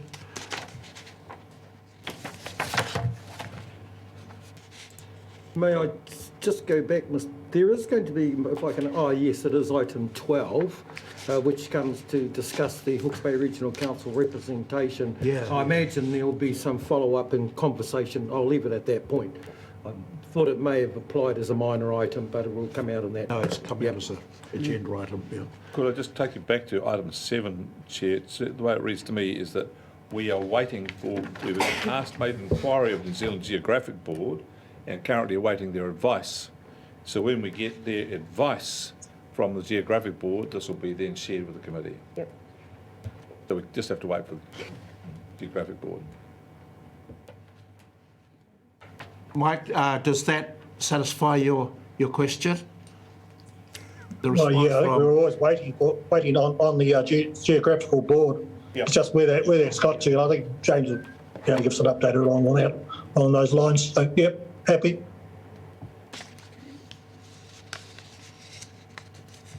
Anything else from the updates? Any further discussion or points that anyone wants to raise? We can move in second to follow-ups. Well, just while we're probably waiting, as a gap filler, I see that you've been tasked to this, and this is item 6. This is the Civil Defence Emergency Management, of which you're going to look at, of course, a bit of a consultation process. It's really important, as we know, and just a signal that I think even for Ngāti Kahungunu, who are probably coming post the COVID into kind of CDEM overall, there's quite a bit of action that's going on within each of the tai whenua, and of course we really need to get ourselves back at the hip. So just wait for that date to... Yeah. Just through the chair, so that is primarily led by Ian MacDonald and his team, and my one was to initiate the linkages between iwi and our CDM group. It's going anyway. Yeah. Kia ora. I'm meeting Ian on Friday, so I'll ask him when he's got a date. Yep, great. So I think we can receive those Yeah. items. Yeah. While we're waiting, then we'll go to item number 10 on the agenda Can we just and call accept the for... follow-ups? Sorry? Can we just accept the follow-ups? We have to accept that? Yep. Oh, we have to accept follow-ups, so I move. someone like to move, be accepted, thank you. Seconder? I'll put the motion that we accept the follow-up. All those in favour, please say aye. Aye. Against? Aye. Carried, thank you. Now I'll call for minor items.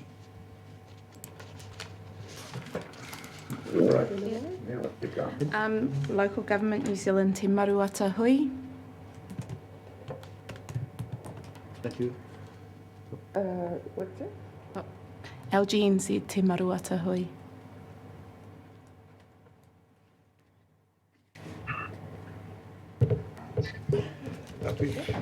Kia ora, Mr Chairman. I have, I have an issue. Remuneration for Māori members who are actively dealing with progress or issues between iwi and the Regional Council. They're,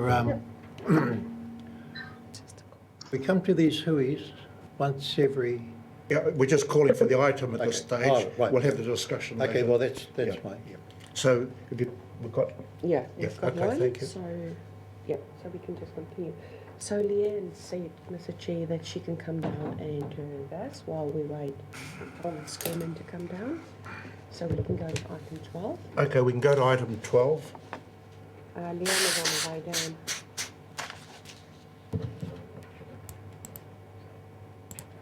I have one item, Mr Chair, for minor items. Oh, Thank you. another one.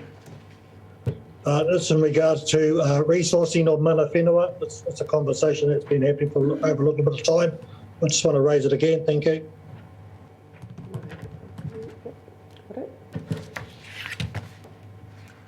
Just for clarification, is that separate from the issue that Up East raised, or is it? Yes, it is. Part and parcel of the same discussion? Yeah, it is separate. Okay.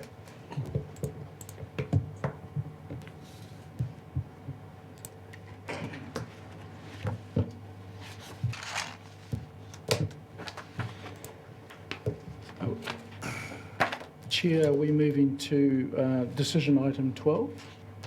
Yes, we're waiting for someone to turn We're just waiting for Leanne to come. While we're waiting for Leanne, I can potentially sort of Yeah, please do. start Yes. this paper. Please, yeah.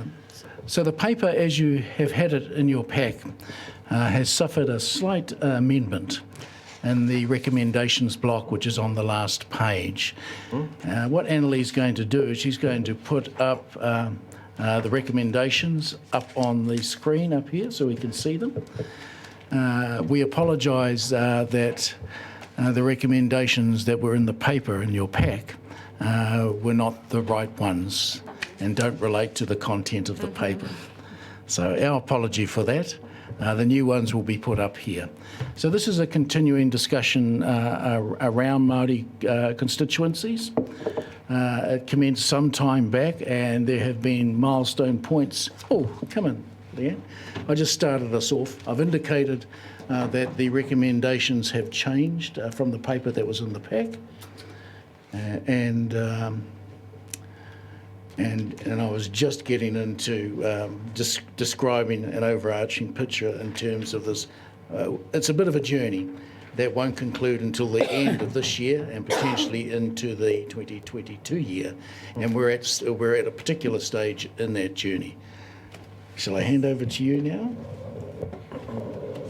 Can we take it that the review as put in here has been read, so just address the changes rather than take us through the whole report? Yes, or I can say that take it as read, and I can just answer any questions that anybody might have, if that's easier. You might want So to just remind people in general terms about. In general terms. Yes. So after the decision that Council made in May to establish the Maori constituencies for people on the Maori roll to vote for representatives on the Council, it's a requirement that the Council undergoes a representation review, and that will look at the total number of councillors, what the constituencies look like, and what they are called. As part of that, we would like feedback from tangata whenua as to whether they have a preference for one constituency encompassing the whole of the region to elect 2 members from, or 2 constituencies to elect 1 member each. Now, looking at the population spread, and we looked at the potential for an east-west kind of a split as an alternative, but the only way that we're able to really split into 2 constituencies is north-south because of the geography of the region. Now, if we do that, that line is a little bit arbitrary, because one of the things that we need to consider is that both representatives need to be representing approximately the same number of people. So, yes. Okay. Has everyone got enough background to start the discussion? Just, if not, ask the question about the process first, and then we'll get into which one you prefer. Sure. So, if you're clear about that, then let's debate the options. Well, kia ora, Leanne. Thank you for that quick summary. I think this is where I left off at the previous meeting way back in May, as it was posed then. And I guess, and to also just to acknowledge that the Council has embraced it. And we knew that there was going to be a very tight time frame about this time in order for the time frame that I've read in there to go through its particular motions. Notwithstanding, of course, the Local Government Electoral Commission and the final determination and weighting population votes, particularly in the Maori wards, which of course has to provide fair representation. And I guess I'm not privy to those numbers. So when I think we came from discussing this kind of east, west, north, south kind of where does the line go, a little bit vague on because of the population, I would assume that there's going to be a line probably going more north or upper, and it's a little bit vague in terms of where that's going to be set. Notwithstanding too, I think it was important to just acknowledge the fact that it was this particular committee that was in the discussion. Now that we're getting to this point and that there is a timeline being suggested for a date, without me going in here, for this council, full council, to receive that advice from tangata whenua, I think the important thread between now and of course that particular date is to ensure that ourselves as Māori representative and constituents of 4 tai whenua and groupings need to go back and have that conversation with our respective people Otherwise, it would reflect that the decision was being made wholeheartedly around this table. Feel a little bit uneasy without having to consult with our people. And as you may recall, at the commencement of this process, what was enabled, of course, were consultative hui that were held both in, Wairoa, Napier, Heretaunga and Tamatea.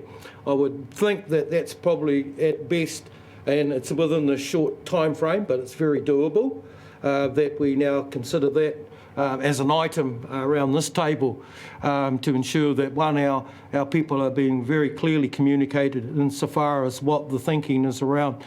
And in part, there is some complexity without having to go there, particularly around what is governed through the Local Government Act, particularly the electoral commission scenarios about who can vote. We definitely know there's two candidates, and of course having to ensure from the point of our community knowing exactly with kind of clear specifics where the line is going to go based on the population masses, which I think the Commission is going to look at, and be a part of course, the outcome, which has to arrive back on to this table with the full council.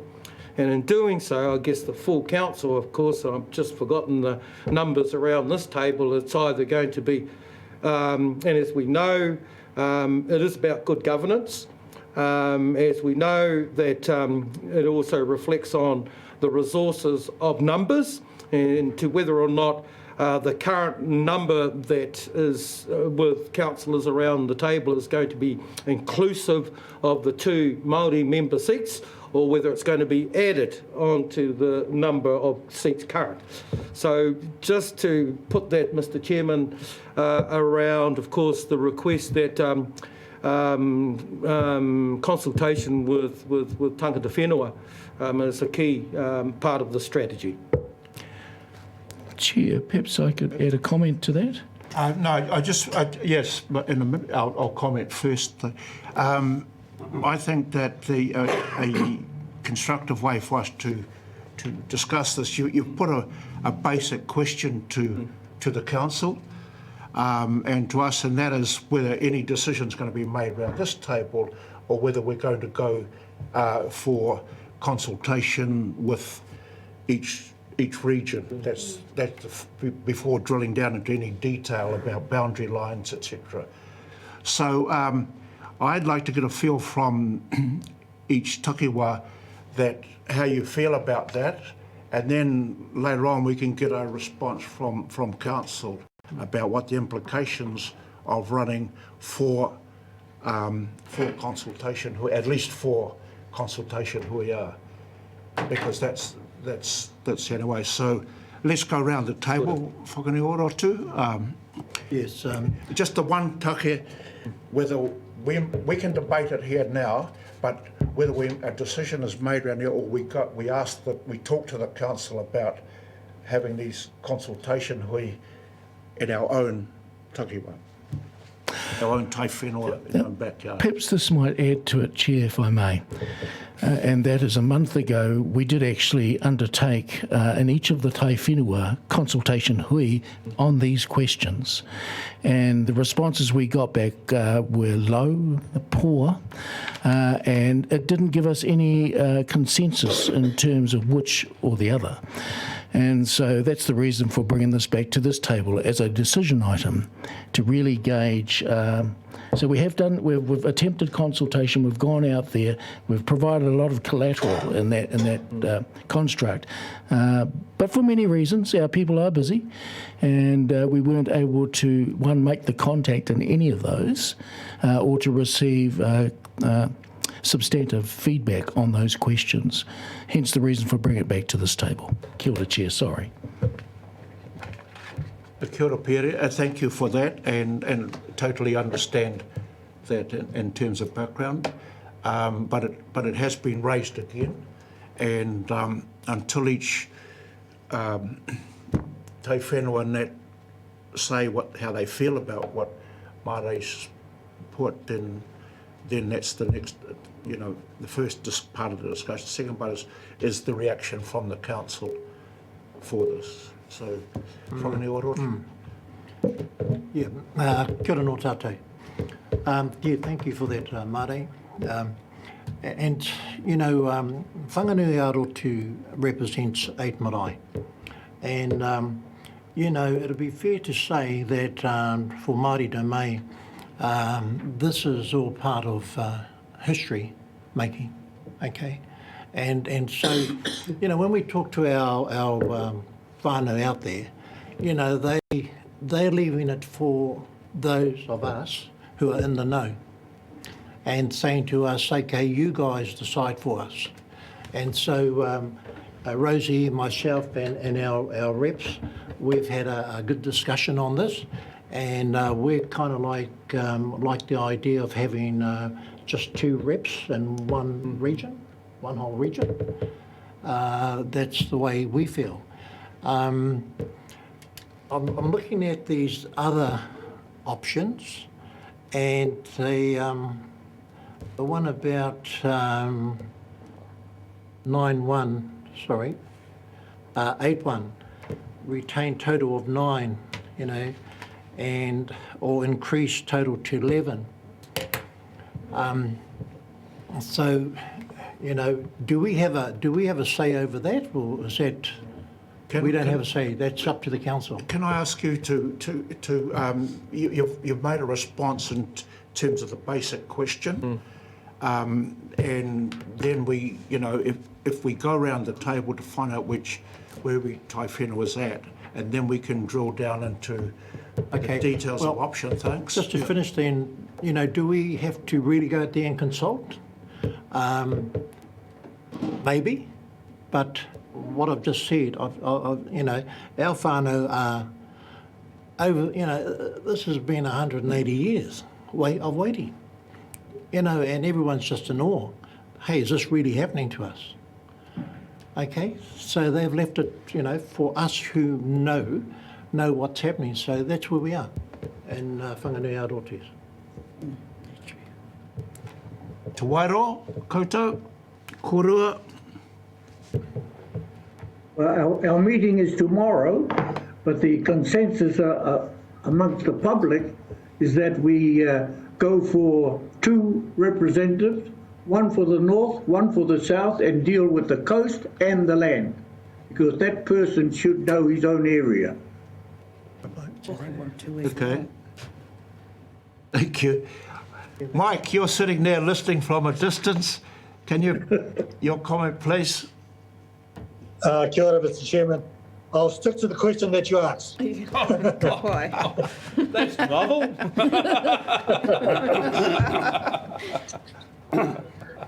So, like everyone else, this is a very complicated kaupapa. And I can understand that our whānau, not just in Mahiratanga, but throughout the region, they're looking for some leadership, especially from those that have been very close to this kaupapa. And I think this committee has been one that has been close to this kaupapa right from the start. And actually, for a lot of it, has driven a lot of this kaupapa in regards to Māori representation at council tables, not just the regional council table. I believe that we should actually make a decision as to whether, in regards to our preference as a rōpū. This is not to say that there shouldn't be any further consultation that should not take place beyond our own discussion. I think that should always be there.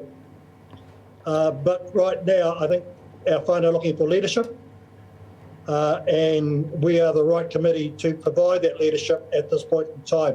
So yes, Heretaunga, and we've discussed this at our own Taharo board meetings.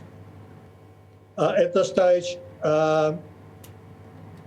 it is looking for leadership. I think this committee should make a decision in regards to the recommendations that have been put forward around a stated position of this committee be given. Kia ora tātou. Kia ora, Mike. We're now on Tamati. I won't comment, but I'll ask Paula to comment on as far as our lot go.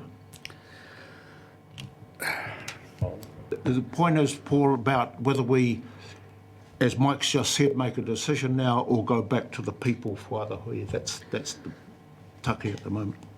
At the meeting we had with Pere, Mr. Chair, it was clearly how do you understand? There was a good agreement with 2 wards, which is obvious, 2 better than 1. But if I hark back to my own thoughts that night, was that we've got to work, to talk to Haukainga, you've got to have, like, there'll be 2 wards, there'll be this, there'll be that. This, trying to talk all this jargon is and that's what I'm hearing here, is complicated. What Mike just said about let us, as this Māori committee, be a little bit decisive on what we think is a good picture for us to take forward to discuss, I think would be very helpful. Sorry, say that again. What if I hear what Mike is saying? Yes. To pick up a bit of leadership here, and take all the jargon off it about elections. Be clear. Is it this? Who's going to make the elections? Is it going to be Māori voters or a mixture? Can you become a Māori voter? And all those things. We've got to answer some of the questions before you get home, because our people will ask those questions, and you've got to have answers. And that was what I was asking of that night. We had in your group was people that had all the answers, and in our group was people trying to find answers. Collectively, as a big group, you won't ever find the right answer. But if what I'm hearing Mike say, if we took a leadership role here and started to just cut this down, say you have got a talking point for your people, I think that would be most helpful. Thank you. So I'm going to summarise what I've heard from the Te Whenua reps and then ask the council reps to comment so that we can make progress on this.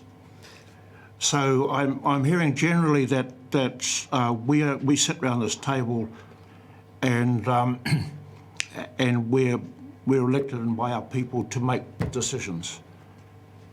That there has been consultation, that it is complex. However, there's leadership need to be shown from this table. That's the general message that which tends to take us towards the point where we're not really going to ask the council for further consultation hui until there's something concrete out there. So that's my reading of what everybody said.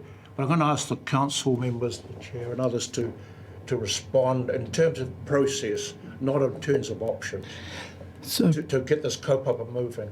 Kia ora, Chair, perhaps I can start that. In the paper and at part 12 in the paper, you'll find a table. And that table indicates the journey yet to be had, which includes public submissions, potentially hearings for those submissions.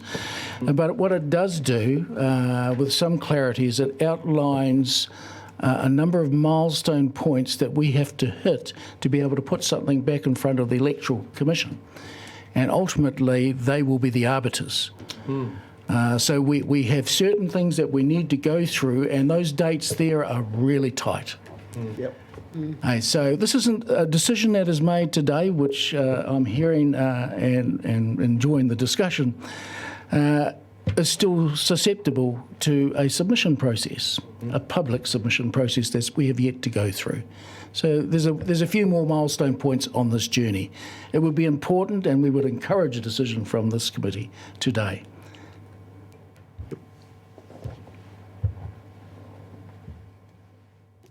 Kia ora, Chair. Yeah, just answering the question that you put out to us councillors. First of all, I agree that we should always have that targeted and focused engagement with mana whenua, particularly about something that significantly affects those on the Māori roll. And it sounds like you tried that to talk about this kaupapa, and I'm actually disappointed it's not in the paper as a background piece, because when I was reading it, I wrote a whole puka on it about why there wasn't specific engagement around this. So that would have been helpful. So that's one point. And then the second is, if you've tried and for whatever reason it hasn't worked out and you haven't got clear consensus at the hui you held, is that enough for us to move on to just the public? So that's where I'm at now. And in terms of the table of process on point 12, really the only opportunity from now on in that timeline for mana whenua to have engagement is through the public process. So that is the question that we're asking ourselves, is that enough for us? Because we've tried, or do we want the council to have another round of consultation if we don't feel that it hasn't been enough? So from my point of view, what I've heard, it's we have tried, but I will support the other committee members if there needs to be another round of targeted engaged mana whenua consultation on this decision item.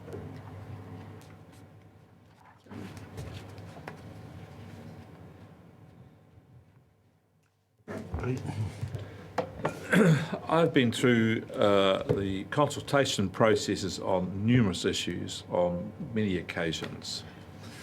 And my sort of read of it is that if you go to the public with so many open questions, they struggle to come back to you with a consensus. Generally, local government forces councils to put up an option, a clear option of choice by council, so the public can say, right, that's what you think. I can work out whether I'm for or against it, or some other variation of it. So to have it where do we have two and one, and one and two, people are just going to start to sort of.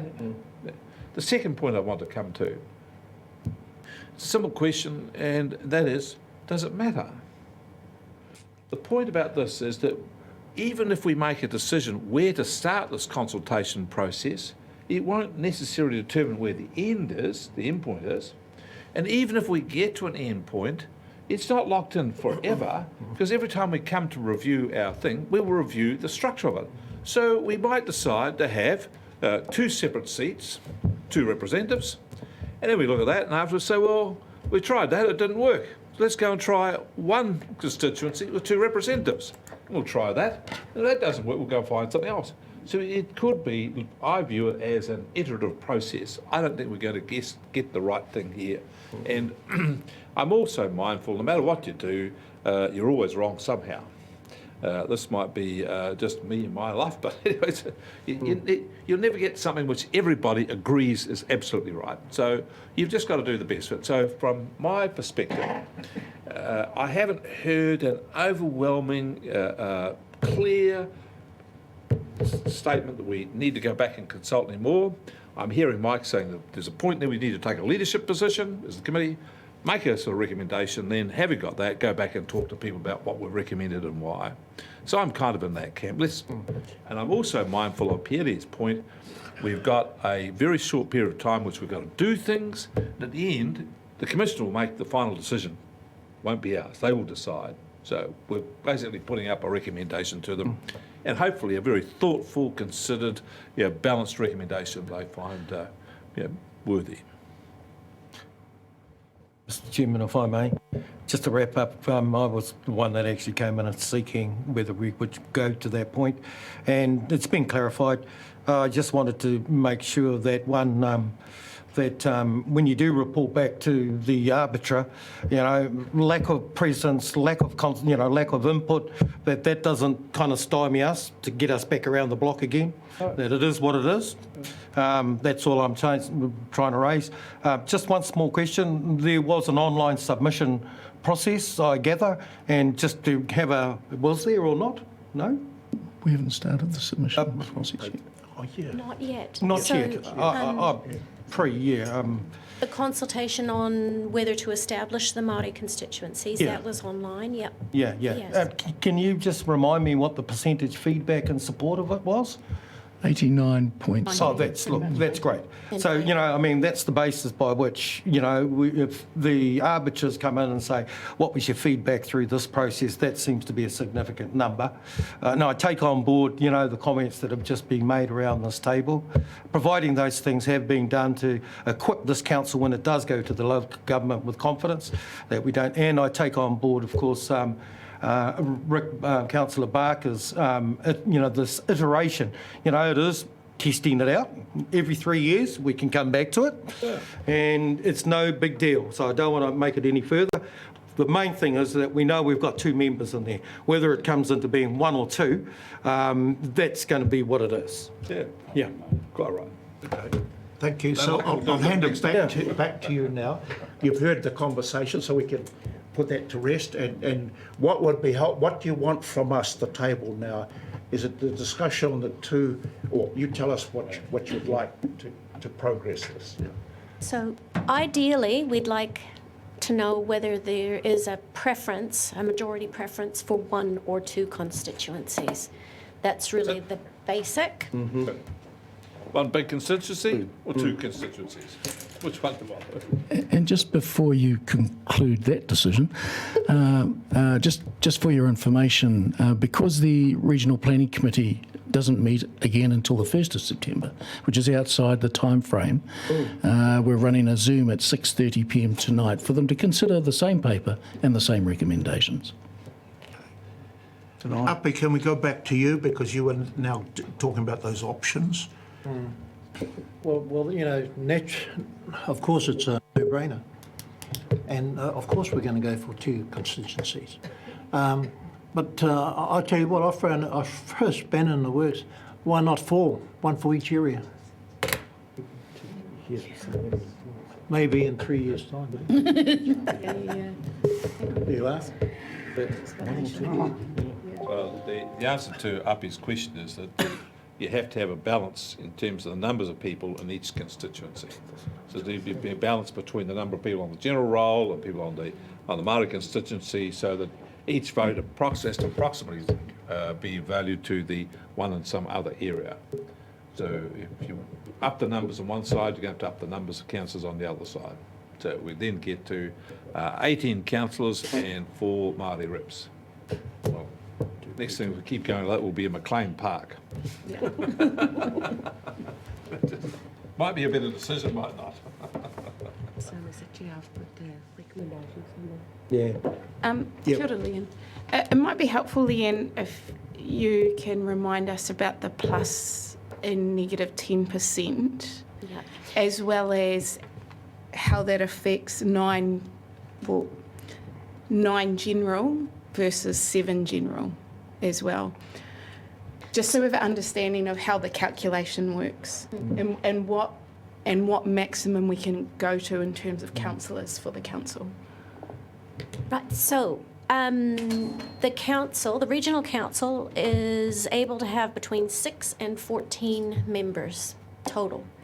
So when the calculation was done through the Local Electoral Act and the Local Government Act, they based the number of Māori reps that we can have for the council on our total number of Hawke's Bay Regional councillors at no less than 9. So 9 or up to 14. If we drop down to 8 total, then there's the ability to have 1 Māori seat. Yeah. So when we're calculating the numbers for where the constituency boundaries are, there's a rule in there that says that the number of constituents that each representative represents should be within plus or minus 10% of the average. So if we take, I think the number on the Māori roll is somewhere around 32,000 currently. So we split that in half, and try to get as close to that average as we can for each member if we're splitting the constituency in half. Now, when it comes to calculating those same percentages, or what they call ratios, for the general constituencies, those enrolled on the Maori roll are all taken out of that equation, so that the basis for the population calculations for the general are only those on the general roll. So I think it's round about 15,500 is the average per councillor, if you look at it that way. Yeah. So what I did with Daryl Hall, our GIS genius, was went on to the Electoral Commission's website and looked at where the population is. And I can't remember who said it, but you're correct. Most of the population is in the south half of the region. Yep. So the line, if we're going to split north-south, and we put the PSGE boundaries on here, and it's not very easy to see, but it's just like an arbitrary line. This would all be the northern constituency, and anything along here would be in the southern constituency. Now, the reason we've had to go, take some of this and couldn't just cut it across here is because of the populations. Yeah. Okay. So, does that... That's good. So where does that run, Leanne? That line, where does it run through? Just over the south. South of Napier. Yeah. Basically along the river. Which river? Tutaikuri, probably. The Tutaikuri? Yep. Tutaikuri, But crucially, Hastings is in the north, isn't it? But Havelock North is in the south. Is that right? I can't see. Tutaikuri's no. north. No, it's not on the river. No, it's on... Oh, no, it is Hastings is in south. Hastings is completely in the south, but it does take in bits of, like Whakatu. So it's broadly the Ngāreraro, by the looks. Which said Tutaikuri. Yeah, no, it's the Oh, no, the Ngāreroros. Yeah, that's Tutaikuri there. So it's Ngāreraro. So it's broadly Ngāreraro with just some of the southern part of the most rural parts of the Ngāreraro catchment. So You're never going to get a perfect line. No.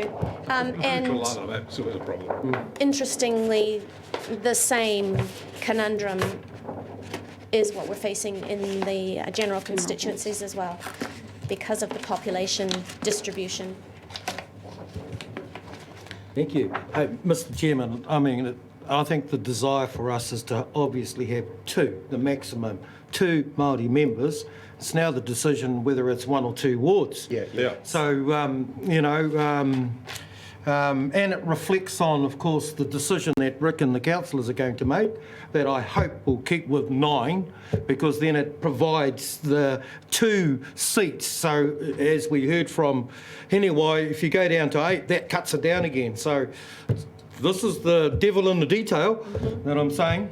But I'm clear about it, and whether, so long as I know we've got two members in there, and it reflects on the discussion that will go to the main council table and their final determination, whether that's 1 or 2 wards. Hey, I think the key thing for us going from this point to the next election is to actually get a grip of it.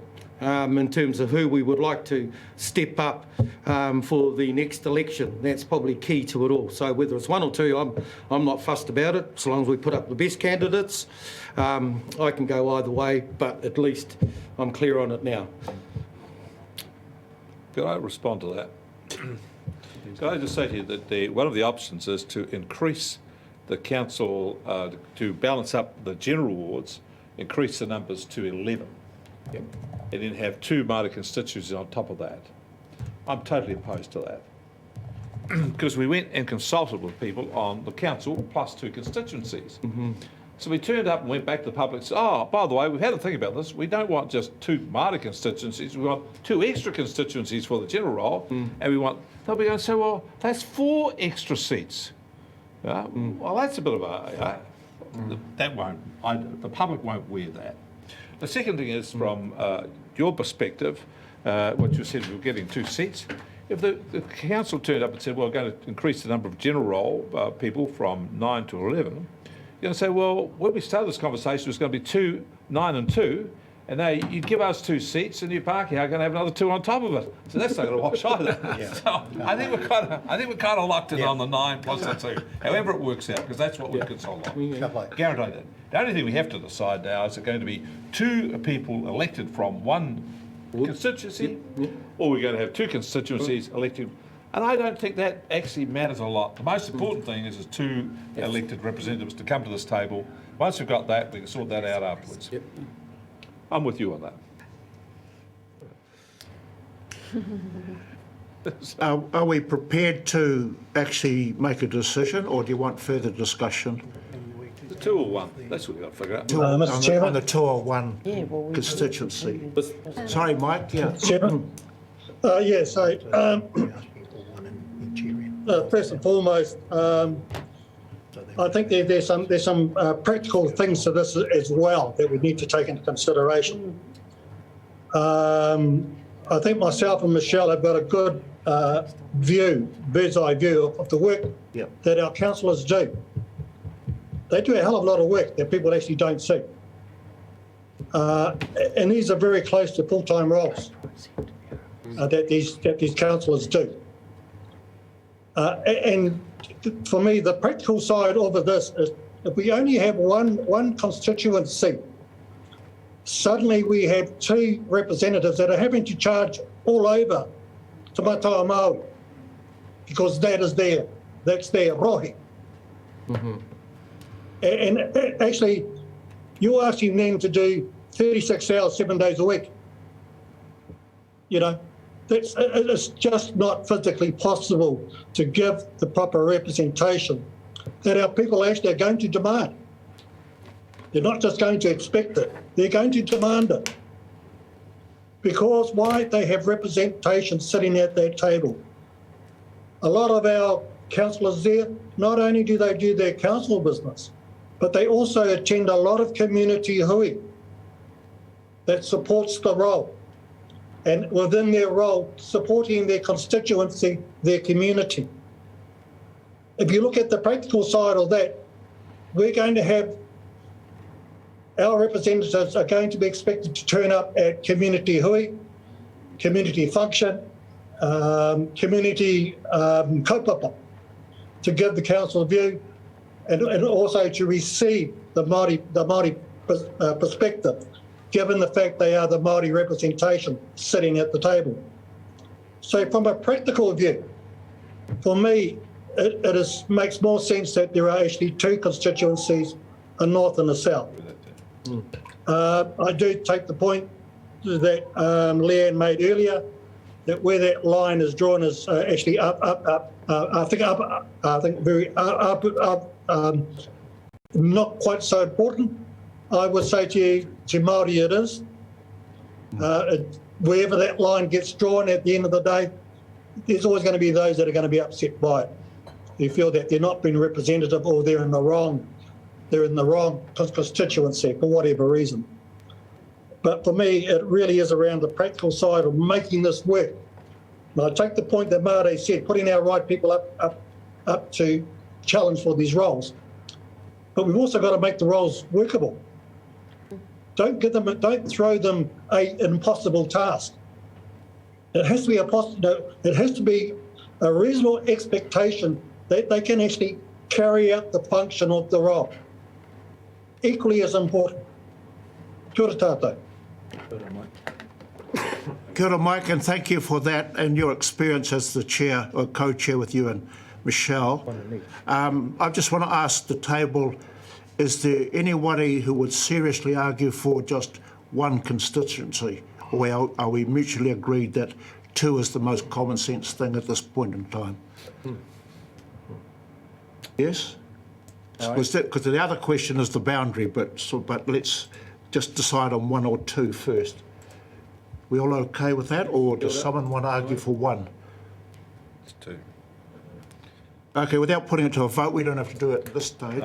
We're just saying that we've mutually accepted that we're talking about 2, a north and a south. So do you want to debate the where now? Would that be helpful for you, Leanne, or you're not too concerned at this stage?